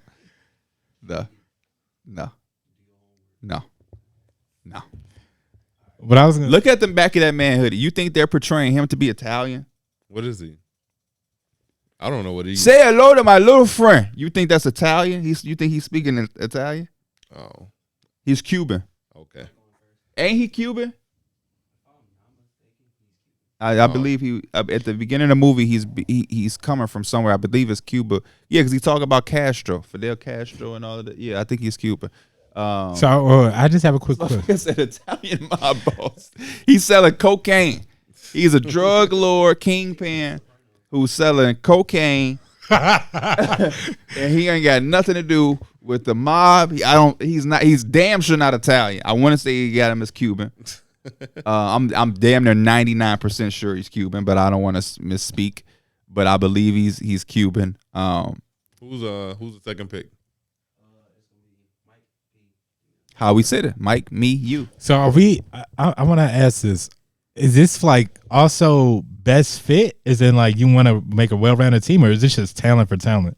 It always is fitting. Yeah, I never understand who could build the best team. Okay. Oh, not that question, but I never because I did this on Pick a Side like a month ago, I believe, or some weeks ago, and Drew was asking the same thing. Like, oh man, I thought, why would you ever just take 5 players and say I won? You're drafting. Yeah. Mm-hmm. The fuck is You just basketball? can't put 5 random players. Yeah, on I the got court. 5 centers in. Oh man, we won. What the what? Do your job. It's basketball. Who your first overall pick, Mike? I'm gonna go ahead and take the Luka Doncic Yeah. with my first pick. It's so crazy. That pick is gonna be. You could use that pick for like another 2 years, probably. Like that's how he's gonna be number 1 in all these 25 and under drafts for a minute. With my first pick, we're going to take Wemby. Oh, okay. Okay. We're gonna take Wemby. I was surprised. I was surprised too. I'm taking Anthony Edwards. I did not think Anthony Edwards was gonna fall to me. I don't know why. I'm blessed to be in that position. I'm honored. Thank you, Pierre. He said he blessed it. I thought it was a couple options. Yeah. Anthony Edwards at 3. And If you said Luka at 3, I'll feel that way. But it's fucking Anthony Edwards. He was amazing, but Luka's the guy. there's still some guys up there. I was hoping you would take Ant-Man. I could get Luka. So I'm gonna put Ant at the 2. Then I'm gonna go ahead and put Tyrese Maxey at the 1. Tell that one more time. You got Tyrese Maxey at the 1. Yep. And Ant-Man at the 2. Okay. I am going to take He got a little bit of defense back there. a little bit is real. I'm gonna take Tyrese Halliburton. Not a bad one. We finna. Oh yeah, I see what I'm doing here. Okay, so I'm gonna have to go. I need somebody who could run with Luka, so I'm gonna take Zion. Oh shit. Got Luka and Zion to start us off. Your Pick. Back to back. Let me get. Damn, bro. Damn. Because I'm thinking, do I pair somebody in the front court with Zion? Or do I pair it in the back court? I feel like Luka by himself is a handful in that back court. So I'm going to fill up that front court. Let me also get Evan Mobley. Oh, good pick. My next pick is gonna be Chet. Damn, what? I was thinking him. I was like, I need an anchor on the back there. No way. Chet is a really good one. I thought for sure since P had Vic, I thought Chet was about to fall to me if Mike didn't pick him. My team. So I got a 6'6" point guard, and I got 2 7-footers in the front court who could shoot threes and block shots. Oh, that's crazy. I thought for sure if Mike didn't grab him, he was falling to me. We finna have fun with my team. Yeah, it's 24 and It's under 25. Yeah. So next, I'm gonna go with another great front court player. Then, since I got my back court, and I'm gonna go Alperen Sengun. Oh yeah. Actually, no. No, he already picked Sengun, bro. That's not a bad pick though. That's not a bad. No. I didn't smirk at that. That's my boy. No. It wasn't because of that. Oh. I had just saw another name when I was relooking at my list. I'm looking and at. I was like, shit. But I'm decent still. Let's go. Then I'm gonna go Paolo Banchero. Good ass pick right there. That's a really good pick. So I have Halliburton, Chet, Wemby. I need some in between. Let me see. I'm sorry, fellas. You looking for a wing? I'm looking for a little bit of wings, but I'm also looking for like. When I was making like my little short list or whatever, the shooting guard, there was a bunch of shooting guards and small forwards. I was like, they're plausible. You know what I'm saying? So that's like the area I think is the most. But I need perimeter defense as well. That's my biggest thing. Some defenders up here. You got Chet and Vic behind you. You decent. He just gonna it's just gonna be a turnstile defense though. He just gonna let him walk to the rim. You need somebody to stay in front of somebody. To him like they did with Rudy Gobert. No, that's how that defense collapsed. You just letting people walk to the rim. I'm taking Franz Wagner. Oh, great. We got 2 7-footers, 6'9" small forward, and we got a 6'6". That 2K ass lineup. Yes, exactly. You get it. You fucking get it. You know, Jalen would love that line. He's gonna be posting. Shout out to Jalen. He's gonna be drop stepping at every position. That's 2K gonna let you. Hell yeah, they definitely will. With Luka and Zion, I got emo too, but I need some more defense. I'm gonna go with Jaden McDaniels. Okay, I see you. I get back to back, so I'm gonna get. Like I said, I feel like these wings and like the fours, you can find those easily. So I'm gonna also take LaMelo Ball too. Did you not have a point? Wait, what's your lineup now? We're doing more than 5 though, right? Yeah, no. I was just curious. Y'all doing more than 5? I thought so. How many people we doing? I thought we was doing a roster. Oh shit! I was picking for 5 starters. Oh, if we just doing 5 star, I would have picked somebody else. But I'm like, LaMelo's still up here. We'll do 6. We'll do 6. Okay, LaMelo be my 6th man there. Okay. I'm gonna take Scotty Barnes then, since we're doing 6. Ooh. Okay. So I need. And did you said you took McDaniels, right, Mike? He took. Okay, damn. Damn, I was ready for the whole roster. We can if y'all want to. Let me know. I mean, why not? Fuck it, we could do a whole roster there. KB not here. We do got a lot of. We do get a lot of players though. Y'all have enough. But I mean, for 12, that's 36 players. If we all do 12, it's not enough. I don't have 36 players in a pool. Yeah, I was gonna say y'all probably don't got as much. We could just do the 6, honestly. Okay. So at this wing position, I'm gonna go ahead and take RJ Barrett. That's a cool pick. You got back to back though, don't you? Yeah, and then off the bench, we're gonna go ahead and have Tyler Hero. That's a good one. I was looking at him. Since you took Tyler Hero, let me see. I got Jalen Green I could take. I got Keegan Murray. I'm going to take. I got Darius Garland up here. I'm going to take Jada up. That's not bad. From OKC. Mm-hmm. We're going to have a big-ass lineup. I think I might run Franz at my 2. We might go Halliburton. We might go Halliburton, Franz, Jada, Wemby, Chet, and Scotty Barnes off the bench. That's crazy. That's just crazy. I need to get a 2. It's so many options up here though. And I love the fact that Wemby like to leak out because Tyrese like to play with pace. Dang, I could go with like somebody that's got some like scoring potential and just like Jalen Green. Yeah, but it's just like, man, we got Luka, we got Zion. I feel like we just need space. The issue. I don't think that's gonna be the issue. I'm gonna take Lou Dort too. So hell no. Bro, defensively, we finna be locking. You had Devin Vassell. I was thinking Devin Vassell. But I'm thinking we got Lou Dort, Jaden McDaniels, and Emo for defense. We out there locking shit up. Zion and Luka got the rest. They can just get their shots as they come.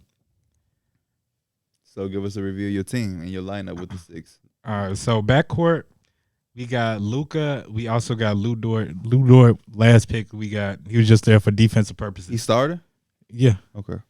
Jaden McDaniels is also that's our lockdown guy. Luka, Zion is our 4 paired up with Luka for the pick and roll. They the ones that's putting the ball in the cup. We got Emo down low, and then LaMelo to come out the bench. So if we want to have some extra scoring, take Lou Dort out of there, we put LaMelo in. Dort and Jaden McDaniels sounds like they're hounding. That sounds actually kind of good. Luka don't got to play. He don't got to sit in that chair like that all day. We gonna go with Tyrese Halliburton, Franz Wagner, J-Dub, Wemby, and Chet with Scotty Barnes coming off the bench. I just couldn't imagine seeing that. If I saw that lineup in real life, I think it's fake. that should have pissed me off because I'm like, how the fuck we supposed to get a rebound? Especially with fucking Evan Mobley. We definitely cleared the glass. My starting lineup would be Tyrese Maxey, Anthony Edwards, RJ Barrett, Paolo, and Şengün. And then off the bench, we got Tyler Hero. We like that lineup. Oh, no, your slow-footed 7-footers ain't gonna be able to keep up with that. Uh-oh. Well, who? Everybody. Yeah, look back at his list. Why the fuck is Chet guarding Maxey? What makes you think I'm gonna put him on him? Oh, no, but we gonna run an offense where you gonna have to guard him. Switching, pick and rolls. We're not worried. Transition. worried. Who you said was his pick and roll partner? I saw Şengün. I saw Vic guard a 3 and get a block at the same time. He was like, dude drove. Get that shit up out of there. He think we worried about that shit? Okay. Tyrese Maxey do got them wheels on him though. Right, and check on me right there helping. Cause who your power forward? Paolo. Yeah. It's 23% from 3 will not have us not guarding the paint. It's gonna be a lot of if we're gonna be like KB knows, very congested. Get well soon, KB. Y'all got any more basketball things? No. I tweeted out earlier to give me some after show topics and questions. I was peeping at it, but I didn't really like look through it all. But we can just kind of do some rapid fire ones. This one comes from LaMike Ball Burner. My guy. Time you were most down bad. Meaning what? With women or life? You can just be like people, because I always hear down bad with like girls. Yeah, down bad. I mean, I would say. I feel like I really don't have down bad moments, but when I feel like I was like literally in a slump, it's probably like after my first, like when me and Diamond ended up breaking up. It was like, that was probably my first real heartbreak. And for that, it's just like, it takes some time to get over it. Cause like every time you go somewhere, every time you go to a store, it's like, me and her used to go to this store. Me and her used to listen to this song. Like, it's just shit you really can't even do no more. Cause it's like, it reminds you of that person as you're trying to leave that. Yeah. Down bad moment. And we're talking about girls. It could be whatever, honestly. I had 2 down bad moments. I'll just answer both. Down bad moment with girls is a time of like, and I did this to myself, overthinking, but that was a time in life where I wasn't where I kind of wanted to be. And by default, I kind of wasn't trying to like get on girls that I liked, or I was like, I don't want to say I was afraid, but I kind of was like not on shit the way that I would be, just because I felt like ain't nobody gonna want to fuck with me. I ain't even got my shit together, you know, type of shit. I remember like telling my homie like Ontario, like I'm wait till I get my shit together. But like I wasn't really on nothing too crazy how I typically had been in my life, just because I felt like I needed to have everything in order, which is a fucking lie. And quickly when I got out of that, I realized like, oh yeah, I'm that man regardless. Yeah. I'm always that boy. And then the second part in life was, I remember when I first graduated from high school, when the school season came back around and all of my friends went to college, for some reason I felt like a fucking failure. Like, cause I wasn't going to a fucking Mizzou or DePaul. I understand that, cause it's just like, especially because you're just still growing up, you don't really know, but it's just like you can't always just compare yourself. It's facts. Like running your own race and all that type of stuff. Like that shit is real. Shit is very real. Like you cannot be looking at other people's timelines. Thief. Yeah, it's a real thing, bro. Yeah, and that, but I'm grateful for that, because I was still so young that once I kind of like, because okay, that happened initially, and what happened was, the reason I felt so lost is because I had friends. I don't even want to say lost, but I felt like that because I had friends that went to college, like Darney and Flegg. They was at Western Illinois, but then Ontario is a year younger than me, so he still was in high school. So I'm like, damn, I ain't at college and I ain't young enough to be in high school. You know what I'm saying? So like, what the fuck am I doing? But as soon as I got through that, like a year or so later, and then shit started to take off, I was like, oh yeah, I was always good. I was like tweaking for no reason. Because Flex shit with the music started to build a little bit of momentum. That's when he started to do the Cuba and shit like that. We sold that out. And then I remember me and my brother started living together. That's when we was going to Miami and doing shit. And I'm like, oh yeah, I'm good. Like, was silly me really sitting there being like, oh my gosh, I'm not at Michigan State. What am I going to do? You know what I'm saying? And then a podcast, we started doing a podcast, and then it was like, yeah, that's why you don't compare. And that's why I always tell people don't compare. Because you'll be sitting somewhere stressed for no fucking reason. Yeah. I don't think there's. You know what I also be thinking about? Like, you don't know shit. Yeah, person like at Michigan State going through it. Like you don't know shit. So it's just like when you assume, you just kind of cause yourself to all that type of stress. Yeah. Like it don't matter what it is. Just kind of go into that with like, without that just like prejudgment of shit. Yeah. You know what I'm saying? So it's just like going there always optimistic and just looking for your path instead of just being like, man, that dude on Twitter said he spent $2 million on his first date. Man, I got to catch up. Like, yeah. Me and Angie was talking about this recently. It's not about like it's more so like on the topic of like dates, social media, like how it's not real, and like how it's like we was talking about like posting each other on social media and shit, and I was like, wouldn't you say posting someone on social media is like a false form of security? Because like it essentially doesn't really mean. I don't think so. Like if I was your significant other and I was saying that like, could you post me, and I'm asking for that, I think that is a little bit of it. But like for me, I don't post shit like it. I don't post anything. Yeah. And so it's just like. So you would agree that it is the false form of security? Because like it doesn't really secure your relationship more. No. By posting. No, I wouldn't say that. I'm saying no to both. Okay. Is it a false sense? No. But because I post a motherfucker, doesn't mean you're secure? No, as well. Yeah. That's why everything shouldn't be forced. Like if my significant other want to post me, hey, knock yourself out. that's the whole point. Is if my significant other don't want to post me, hey, knock yourself out. it shouldn't be. Now I'm agreeing with what he's saying. If it's like weirdly, if my significant other is weird about it, I'm gonna be weirded out because I'm gonna be like, you doing too much. Mm-hmm. You're emphasizing me posting you too much. You emphasizing me not posting you too much. It gotta be genuine. Yeah. Yeah. If when it's not genuine, everything is in question. That goes beyond significant other. If you overly, I do something hot, and now you overly like, hey, send me that picture me and Flex took 7 years ago. You know the one. I'm finna post it. Oh, Darrick, you never was asking me for that picture. Hold up now. You know what I'm saying? Or if somebody's like, hey, tell Darrick to follow me. You never was asking Darrick to follow when we first started the podcast. Now that we, doing our thing on tour, you asking for me to tell him that. That don't feel genuine. Slow down, homie. It's like that'd be my thing with anything. If it ain't genuine, everything comes into question. Yeah. Social media is not real though. No. That's my big thing about like, it would be just weird to me if you're like, post me on social media. Because like to me, social media is it's like you said, it's not a real place at all, bro. Mm-hmm. It's not a real place. And I feel like a lot of people, for the most part, there's genuineness in a lot of things that people post, but it's like, it's so much intent to what people post. Yeah. It's just like a statement or whatever. And it's just like, honestly, I don't really care. Yeah. Cause you know what I'm saying? A dude could be posting his girl and shit and still be dogging him. A dude cannot be posting a dogging her. Yeah. So that's what I'm saying. Like it just kind of is just like you have to know your relationship. You know who you date, because if you're going off of social media, you can end up in the same location with different things. He's posting you, cheating on you. He's not posting you, cheating on you. 2 different routes took you to the same destination. So you can't put too much stock in any of that. Yeah, you know what I'm saying? It don't really matter. It matter in the real life. Yeah. Do you know who you're dating?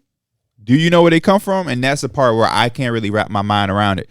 People want another rap line. People want different results, but do the same shit. Fabulous. Okay. I was thinking about that literally as I was driving here, and it had to deal with our pro-am team. Talk to me. I don't even want to get into it like that because KB not here, but he's not a problem. He's not a problem. I think we have to change, bro. We can't run a man no more. We got to be zone. The best teams run zone. But this is my thing. I'm with you on that. 2 things. We don't have the personnel to run zone. You cannot, and this shit blows me. I don't have to say my 2 things. Because, like, in a zone, obviously, you can't be glued to your man. If they have fucking Steph Curry out there, dude, it's 10 for 10 for 3, okay, play up on him. you have to kind of live with somebody having some breathing space at 3. You can't be, if some dude in the corner, you can't be denying him. If you look at the other teams, they're playing 2. You know what I'm saying? So that's why every time he plays the ball and it looks open, it's not open. We don't have that. I legitimately, here's a couple things. When you talk to me about playing 2 on 2K, yeah, and I'm not saying this just to say it. Mm-hmm. There's 2 people who I don't think can be fucked with when it comes to playing 2 people. Who are those 2 people you think I'm saying there? When you talk about playing 2 people on 2K with the stick, they know how to guard 2 people. I don't know. This dude named Michael Hurd and this dude named Pierre Andreessen. So if Mike is the big, he's never going to be in a position to guard 2. Yeah. If I'm the big, I'm not in a position to guard. So that tells me that me and Mike may have to be 2 guards or 2 wings so we can be in a place on his own. Yeah. Kyron can't be that because he don't know how to play 2. He don't know how to play 2 when I'm playing against him. He don't know how to play 2 when we're playing my team with all of the badges on Pro-Am as just controlling him. So we have to make our builds around what the strength is. Playing a pass. So that tells me and you should make 2 guys who at the least have goal interceptor. So I have a dude with Hall of Fame interceptor. And then but then Kyron can't play up top. That's what I'm saying. We can never play zone because all 5 guys on the floor have to be in the scene. Yeah. So and KB would be good at big. Yeah. Me and you would be good on either wing or up top, but somebody's gonna have to play. Or maybe we do that. Maybe you make a guard or a wing. I got 2 guards that have and then I'll be really a guard or whatever you're not. So one of us is at every level. KB is a center. He's playing back line. I'm either on a wing or up top, and you're wherever you're not, I'm at. So we can't be, me and you can't do the same thing. You can't be we can't be backcourt mates. I gotta talk to Kyron, bro, because every 2K he has a dude that's he's not an above average defender, rebounder, or playmaker at all. And he can shoot the ball and he gonna try to dunk. Yeah. That's about it. That's my other thing with Kyron is like for us to play so much, and I think Kyron's a really good player, and I think his build is really good if he wants to keep that build and not change it. I'm fine with that. It's just that, like, there's no growth in his game and mindset. He passes the ball too late. He sees things too late. He has this thing where, like, he has something that he's going to do every time he touches the ball. He's either going to shoot or try to get the dunk. And it's so repetitive and, like, it's a video game. So it's like it's not going to work every time, brother. You got to do some different shit. And then yesterday, I ain't really want to go too far into him because he don't play the game all the time. But Tyler made a build that I just don't understand. When you think about playing with your homies on Pro-Am, what does that build do for you when you think about us playing? When I make a new build, I'm like, okay, Mike brought that, he brought that. Let me make a build that fit that. I just don't understand what his. He said he made that build because he said the jump shooter was inconsistent, so he made a slasher. That's fine though if you want to be a slasher, but his slasher don't rebound that well. He don't pass it. He has a 73 pass. He can't pass. His build has a 73. You might as well just put that. That's what I'm saying. You could have just, if the shooting is consistent, don't put nothing in it. Just be a horrible shooter, and you can slash crazy, rebound. But like we played and we couldn't rebound. He knows we couldn't rebound. It was just Mike out there, so we couldn't rebound. Yeah. So why would you then make a 6'8", 6'9" motherfucker who can't rebound? At the least, you got to say, okay, I'm a slasher, but I can rebound. It's like he's talking about I put the rebounding up to 55, 45. Like you don't even get shit for putting it up to that, but bro, that's hilarious. We don't even. I don't know. That was a tangent about the 2K. I had just peeped this comment from our homie Reese. This shit seemed a little specific, but he said, would you rather your girl cheat on you with a one night stand or with someone she has feelings for? It's the same shit. Cheating is cheating. It's the same shit to me. A female. Again, there's exceptions and there's anomalies to everything. But historically, and I'm going off of my personal things that I know and have experience with, whether it's directly with me or not directly with me, I don't want to say there's no such thing as a female, but females do shit off liking. A man can have a real legitimate one night stand where he does it what he did and he don't even, it's just whatever, go on and win. A woman is going to think about that one night stand. She might, you know what I mean? There's some emotional tie to it. Like you said, there's always exceptions to everything because it's just not like 100%. But yeah, for the most part, girls do have like more emotional, or like there's more emotion when it comes to like sexual things. There's like some type of attachment. So I it might have been a one one night stand, and if you were as a man, if you want to feel good about yourself and sleep at night, like, oh, this is a one night stand, she'll never see him again. All right, there was something emotional in her DNA that made her have that one night stand. I don't make the rules, by the way. This is not, again, exceptions to everything. I know we in a time where women are liking to compare themselves to dudes. I could do what men do. I didn't create us. I'm not God or whatever you believe in. Men and women are different. We're different people. We think different. Emotionally different. Women are smarter than us. We're stronger. Communicate better than us. Communicate like we're just different. So those are one of the things. I'm not saying it's right or wrong, but like men, it's not that it's okay. Men can do shit and not be attached. That's actually not okay at all. That's why it's a lot of men out here that have 7 kids with 5 different people and they not being present fathers because they can just go make a baby and not have to deal with nothing for 9 months or for 18 years. That's dangerous. You know what I'm saying? Like, yeah. So, yeah. Which is worse though? I would say, but I would say the other one, not the one night stand one, but what was the other option? One night stand, or she has feelings for him. I'm gonna go ahead and just say I can't do either or. I can't do either because you can't. I'm not picking between that shit. There was feelings, and anytime you have sex, and I know we have the younger fans, but like anytime you have any type of thing, there is feelings with that. I don't care what you say. All right, I'm good with it. Like either or. It's over. You know what I'm saying? I'm not bouncing back from that shit. Sound like this, man. Holy shit. But again, it's not that it's different. I mean, it's not that they're both wrong. Because a man, you can make a baby. But a woman having to go through all the hell they go through when they have a baby, if you're willing to chance that with somebody, that's enough for me. You know what I'm saying? When you do, even if it's a one night stand, you potentially could have carried that somebody. One night. Yeah, it could have been fertilized. So something about that person said he was willing to take that chance on. So I'm with Mike. There is some emotional attachment. But now I would love to ask a woman that. A woman is obviously gonna say a one night stand. Though no woman want their man to have no feelings for that. You know what I'm saying? If I ask Angie that about you, Darrick, she's gonna say a one night stand. One night stand while you fucking. No woman wants to be in like no competition. Yeah. Not at all. But if you really have feelings with somebody, yeah, that would be a whole different thing. So I guess to answer the question, anybody in their right mind would probably want the one night stand because feelings for somebody means that they think. If you do it, no, but look, if it was a one night stand though, I feel like you're more likely to do that shit again. Like have another one night stand? Because it's just like, how did that happen? You was out at the club, you was drinking or some shit, and it just happened like that? That's a good point. That's why it's like, neither, because a one night stand is just so like. You don't catch it. It's so inexcusable. What the fuck you mean you had a one night stand? That's not like, I don't understand what that means. Cheating takes time. Like, it's like you worked, like there was like conversations and talking and planning and like, and then especially as a man, Reese asked that he's a man, right? Reese asked that. So that means he's referring to a woman doing, that means somebody ran game on your girl, was able to pry and convince her to come back to where he was, or for her to allow him to come back to where she was. Not only did that, but then convinced her to take her clothes off.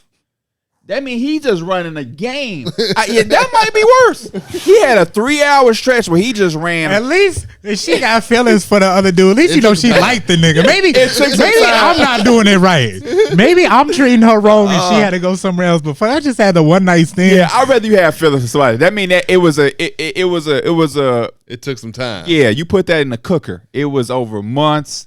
Conversation. I don't want no man to come around my girl for 2 hours and run Steve Nash pick and roll game on her, right? To convince her to talk to him, flirt with him, and then act on the flirt to go back to her place or to his place. This is a fucking stranger.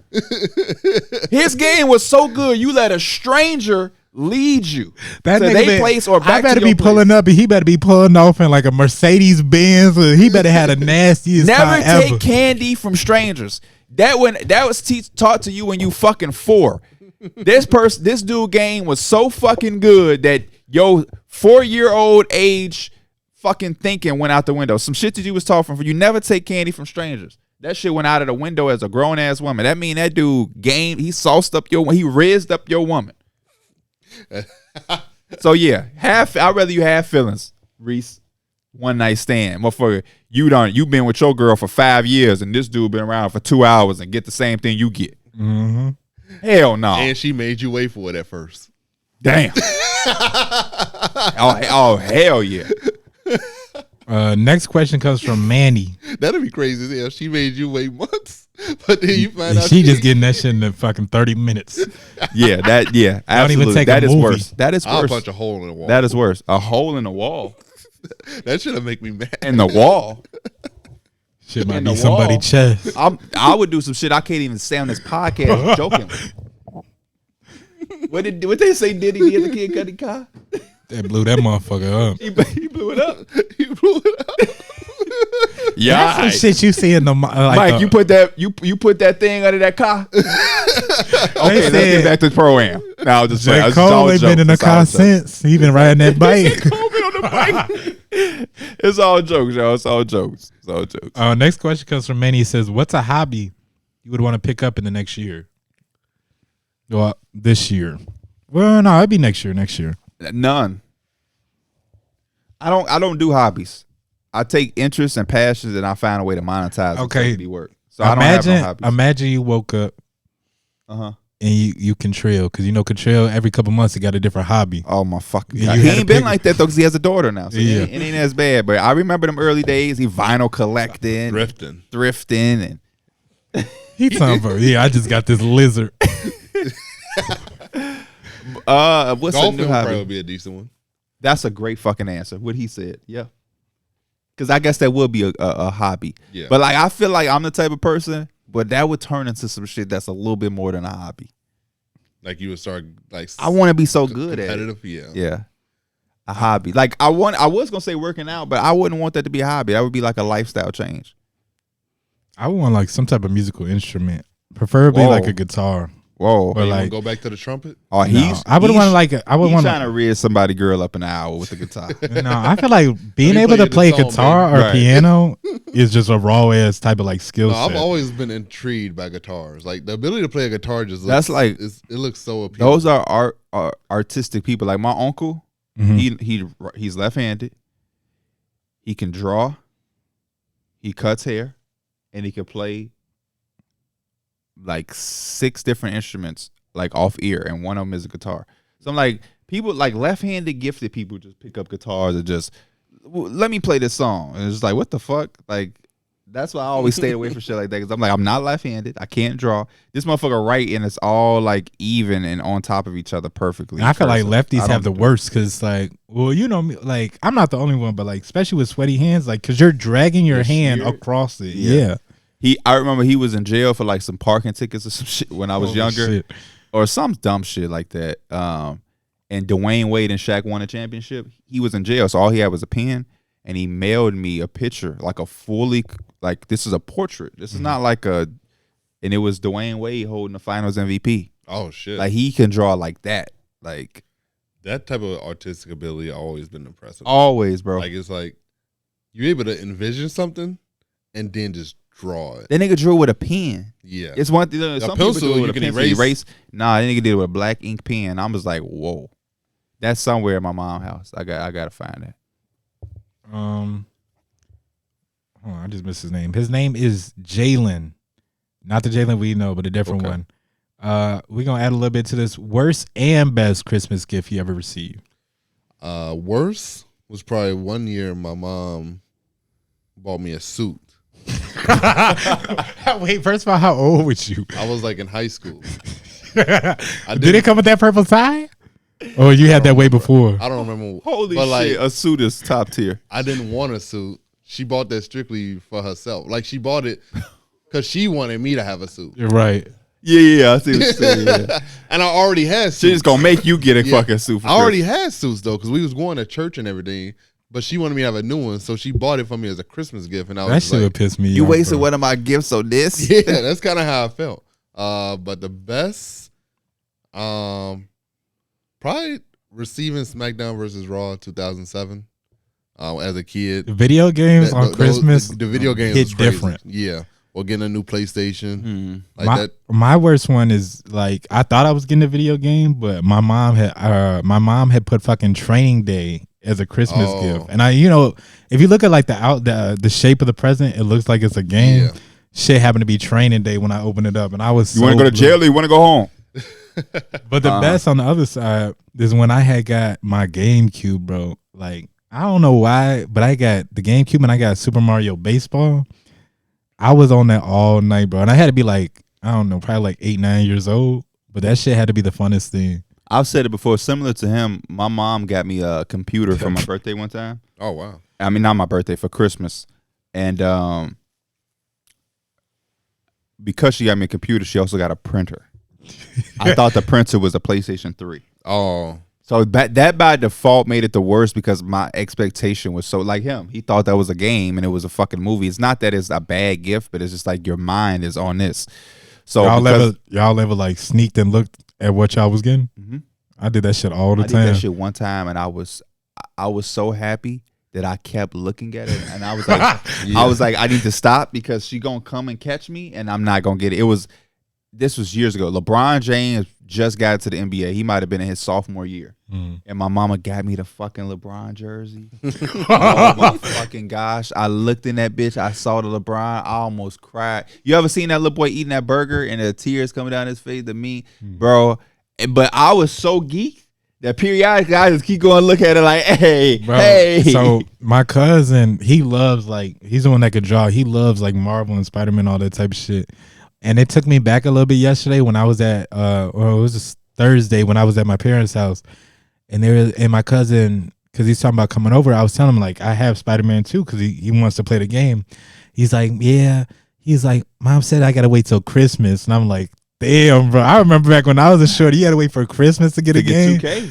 Yeah. And 2K, you see 2K been out for some months now. I was like, so we about to get a wave of noobs. Yeah. But my dad was always good on trying to make sure the motherfucker ain't have to. He like a let's get on the day it come out. But my mom is definitely like a get it on Christmas. Luckily, my dad was also like he's into like computers and gaming and that type shit. So like back in the day when you can go to GameStop and they'd have like the big ass list of like the games coming out and you can try to reserve it or put the $5 down. I was always on top of that type of shit. The best gift I ever got probably was when I actually did get my PlayStation 3. Yeah. I had got a PlayStation 3. I was so fucking happy. What game did you get with it? 2K. 2K. The one with Michael Jordan on it. What was that 2K? He had like a stretch, didn't he? Where it was on like a couple, but I think it was 2K11 or 12. Yeah, that had to be like 2K11 or 12. I was so happy because I think my mama was like, man, your grades ain't right. Or some shit. And I'm like, oh, here we go with this shit again. And I'm like, fuck it. All right, whatever I get, I get. But I opened that bitch and I saw it. I'm, woo-wee. Doing a stanky leg of that motherfucker. You never seen me hook up a game so fast. Or was that a PlayStation 4? That might have been a PlayStation 4. I'm sorry, not PS3. That might have been a PlayStation 4. Cause yeah, you know what? If I had a fucking PlayStation 2. Yeah, it was a PlayStation 4. Damn sure was a PlayStation 4. I think. What else we got? I'm liking these. These are some good questions. This one is from a dude named Your Favorite Zookeeper. Yeah, and I know him. I know that name. I'm asking this mostly for D Mills. He says, favorite animal to see at the zoo. As a zookeeper, I love hearing about people's favorites. Polar bear for me. For me, it'd be elephants. Or no, elephants or rhinos. Just because of the big horns. They're so huge and they only eat grass. What zoo do you be going to? Brookfield. Me too. Brookfield, me too. You should. I know you went to San Diego, but if you go back, go to San Diego Zoo. Yeah, we wanted to go the first time. It was just so much to do. I was like, fuck it. It's so nice, bro. But I love to see a polar bear because it's just like, what the fuck is a polar bear doing right here? Yeah, and it's like I'll go to the zoo in like the summer. Like it's summertime Chicago. What the fuck is a polar bear doing? It's probably the most uncomfortable weather for that polar bear too. It's just kind of just odd to see. I don't. You're right. That's actually fucked up. But it's just like I just feel like a polar bear shouldn't be right here in my face. Whenever I see polar bears, it's like fucking Antarctica or Alaska or some shit. But it's like to see one right here in front of me, and I'm not on like a snow island with a coat on. It just feels weird. So I like to see polar bears. Polar bears are the only bears that will actively hunt humans. What's your maybe I should stop fucking with them. What's your least favorite? Least favorite. That's interesting. I'd say snakes. Snakes, I actually enjoy. I think they're interesting to look at, but snakes just like weird me out. I do not like it. Maybe it ain't the animal, but maybe it's the environment at Brookfield. When you go into like the monkey exhibit, it's so open and it's. I was exactly gonna say that. I was gonna say I like the monkeys because that's kind of like part of the reason. Because everything like you walk in there and it's the same feeling. It's like this shit shouldn't be open, but they're just in there. Yeah. If you feel Isn't like it like how the bats are too? I'll say it again. Don't they have bats? Like the bats is kind of open. Oh, okay, yeah. See, I don't like shit where I feel like I gotta be looking up and doing. Nah, hell no. Polar bear, the bird enclosures too. Like some of the birds, they just flying free. Yeah. The polar bear, lions, elephants, giraffe, they asses over there. I get to look at them. Hey, how you doing? All of this behind me and shit. Nah, I'm cool. I'm super good. The last time I went to the zoo, the giraffes were having sex. Oh wow! So you got a free tape. That's crazy. You know how wild this shit is. That was Brookfield? Actually, I don't think it was. It wasn't Brookfield because I think this is when I went with like my family and they had like some type of animal rides too there. So it was Lincoln. No, it might have been. It might have been like more of a festival. I don't know if it was a zoo, but last time I seen giraffes. Have y'all seen those viral videos where like a woman is somewhere? And this is like multiple videos, not a specific like one. Like somebody or something falls into the no, not enclosure? even that. But like it's always elephants where like or a monkey where like a woman is taking pictures on the island. They take the phone. No, not take the phone. I've seen that too. That's crazy.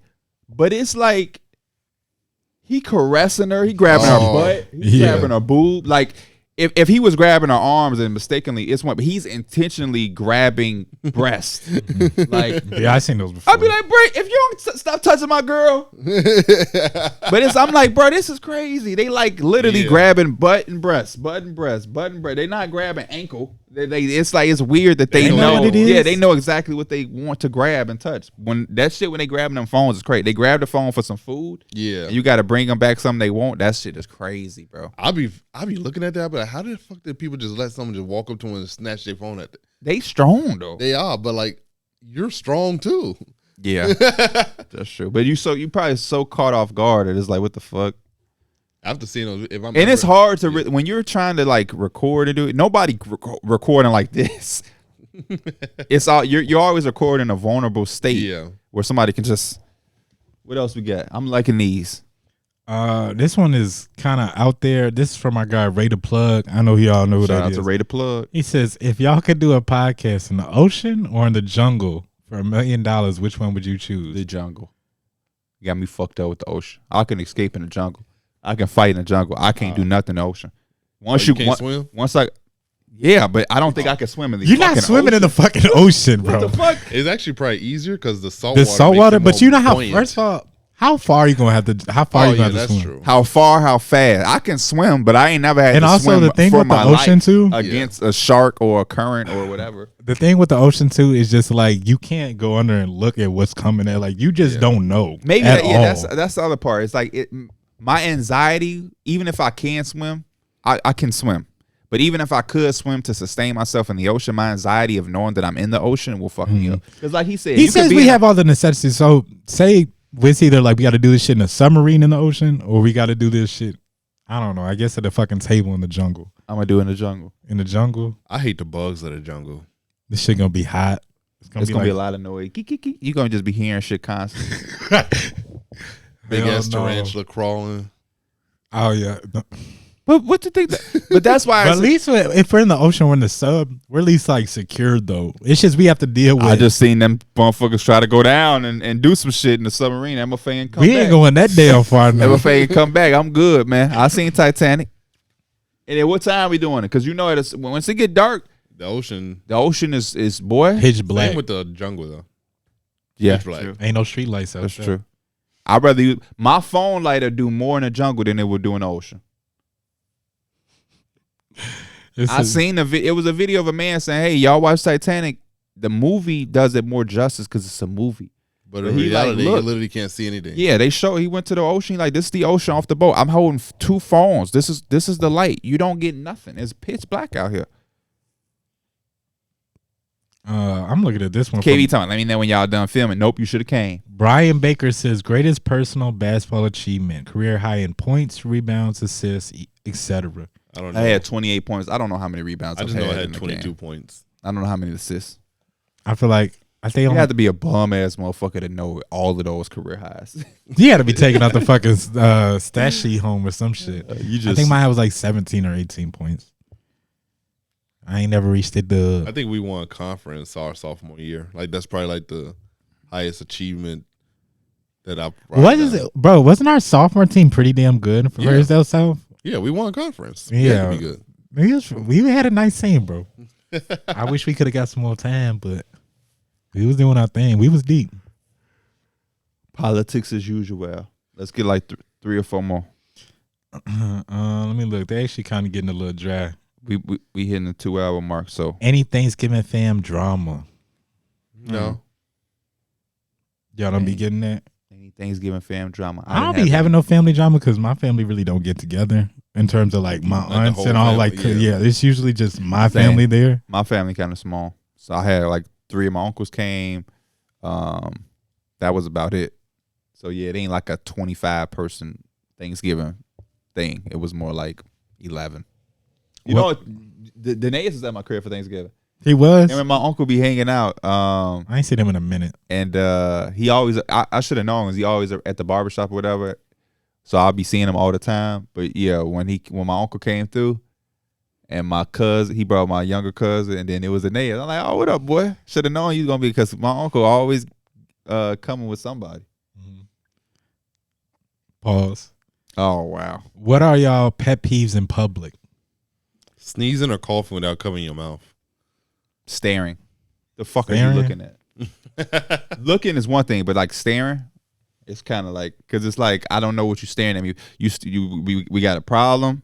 I know you from somewhere. You're a fan. You're racist. Mm-hmm. My girlfriend is white and I'm black. Why are you staring at us?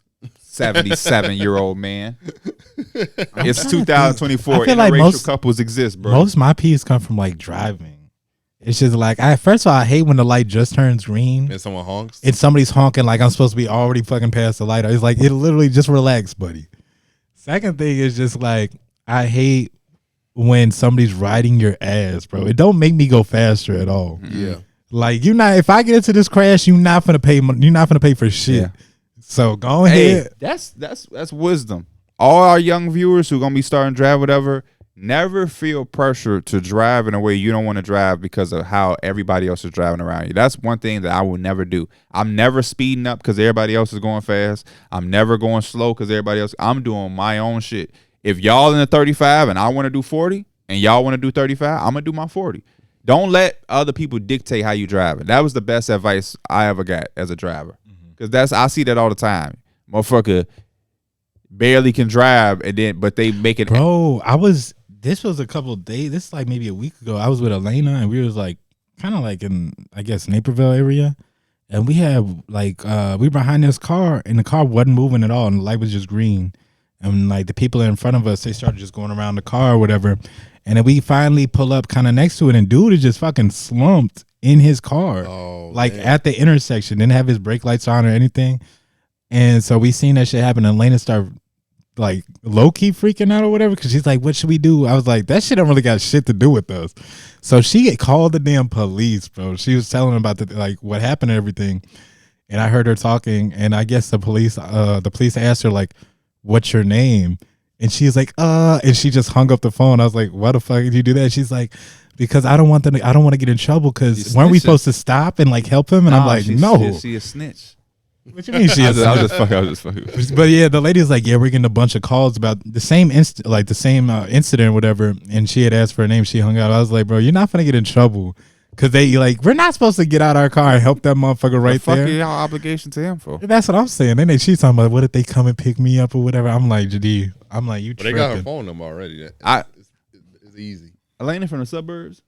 I guess you. Because all she had to say was Samantha. What's your name? Samantha. Samantha Miller. Very common name too. Samantha Miller. That shit used to. Maybe not the last name, just the first. We really used to be kids, and like our fake names would be somebody else that we know. What's your name? Aaron. What's his name? Aaron. Hell no. Yeah, that's probably my biggest pet peeve is just staring. Because like, you're going to look at people going to look at you, but staring is just different. Like, what the fuck are you looking at? And it's always old people. Yeah. It's always old people. Oh, this is going to sound very rude. This is another pet peeve. This is going to sound so rude. I hate when I'm in like a Target or something like that. And I hate a whining ass kid and I hate a bad ass kid. If you cannot control your kid, bro, you don't just stay your ass in the house. Nothing wrong with a kid crying. Notice I didn't say crying. I said whining, which is not crying. It's just being annoying. That happened yesterday when I was at Target. Kid, he big as hell.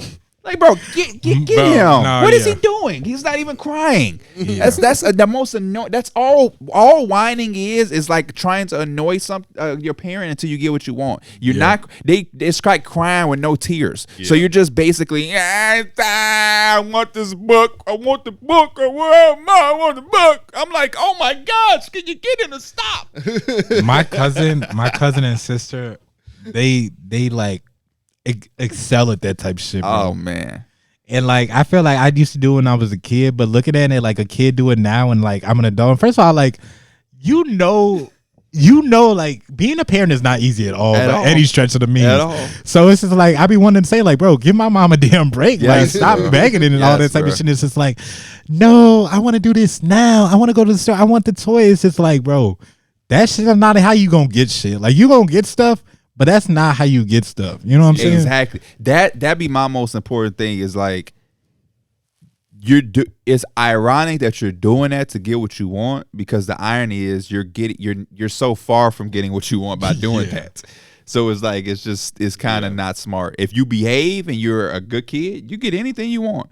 That shit, oh, you damn sure ain't getting it. Not with me. Mm-hmm. Not with me. Then you just reward the behavior. Now they think if they keep doing it, they're gonna get what they want. And I just seen something on Instagram where a dude was like, the best parenting is when you threaten your kids to go through with the threat.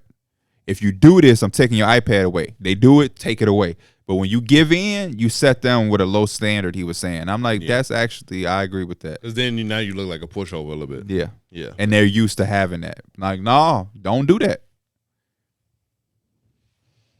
I'm looking through the rest of these questions. They kind of ass. Okay. So yeah, we good to go. What time is it? I got a we haircut hit appointment. We hit 2 hours with a 3-man weave. That's all we wanted to do. We will see y'all on Tuesday. Hope everybody have a safe Thanksgiving weekend, Black Friday shopping. KB, get well. We out. Peace.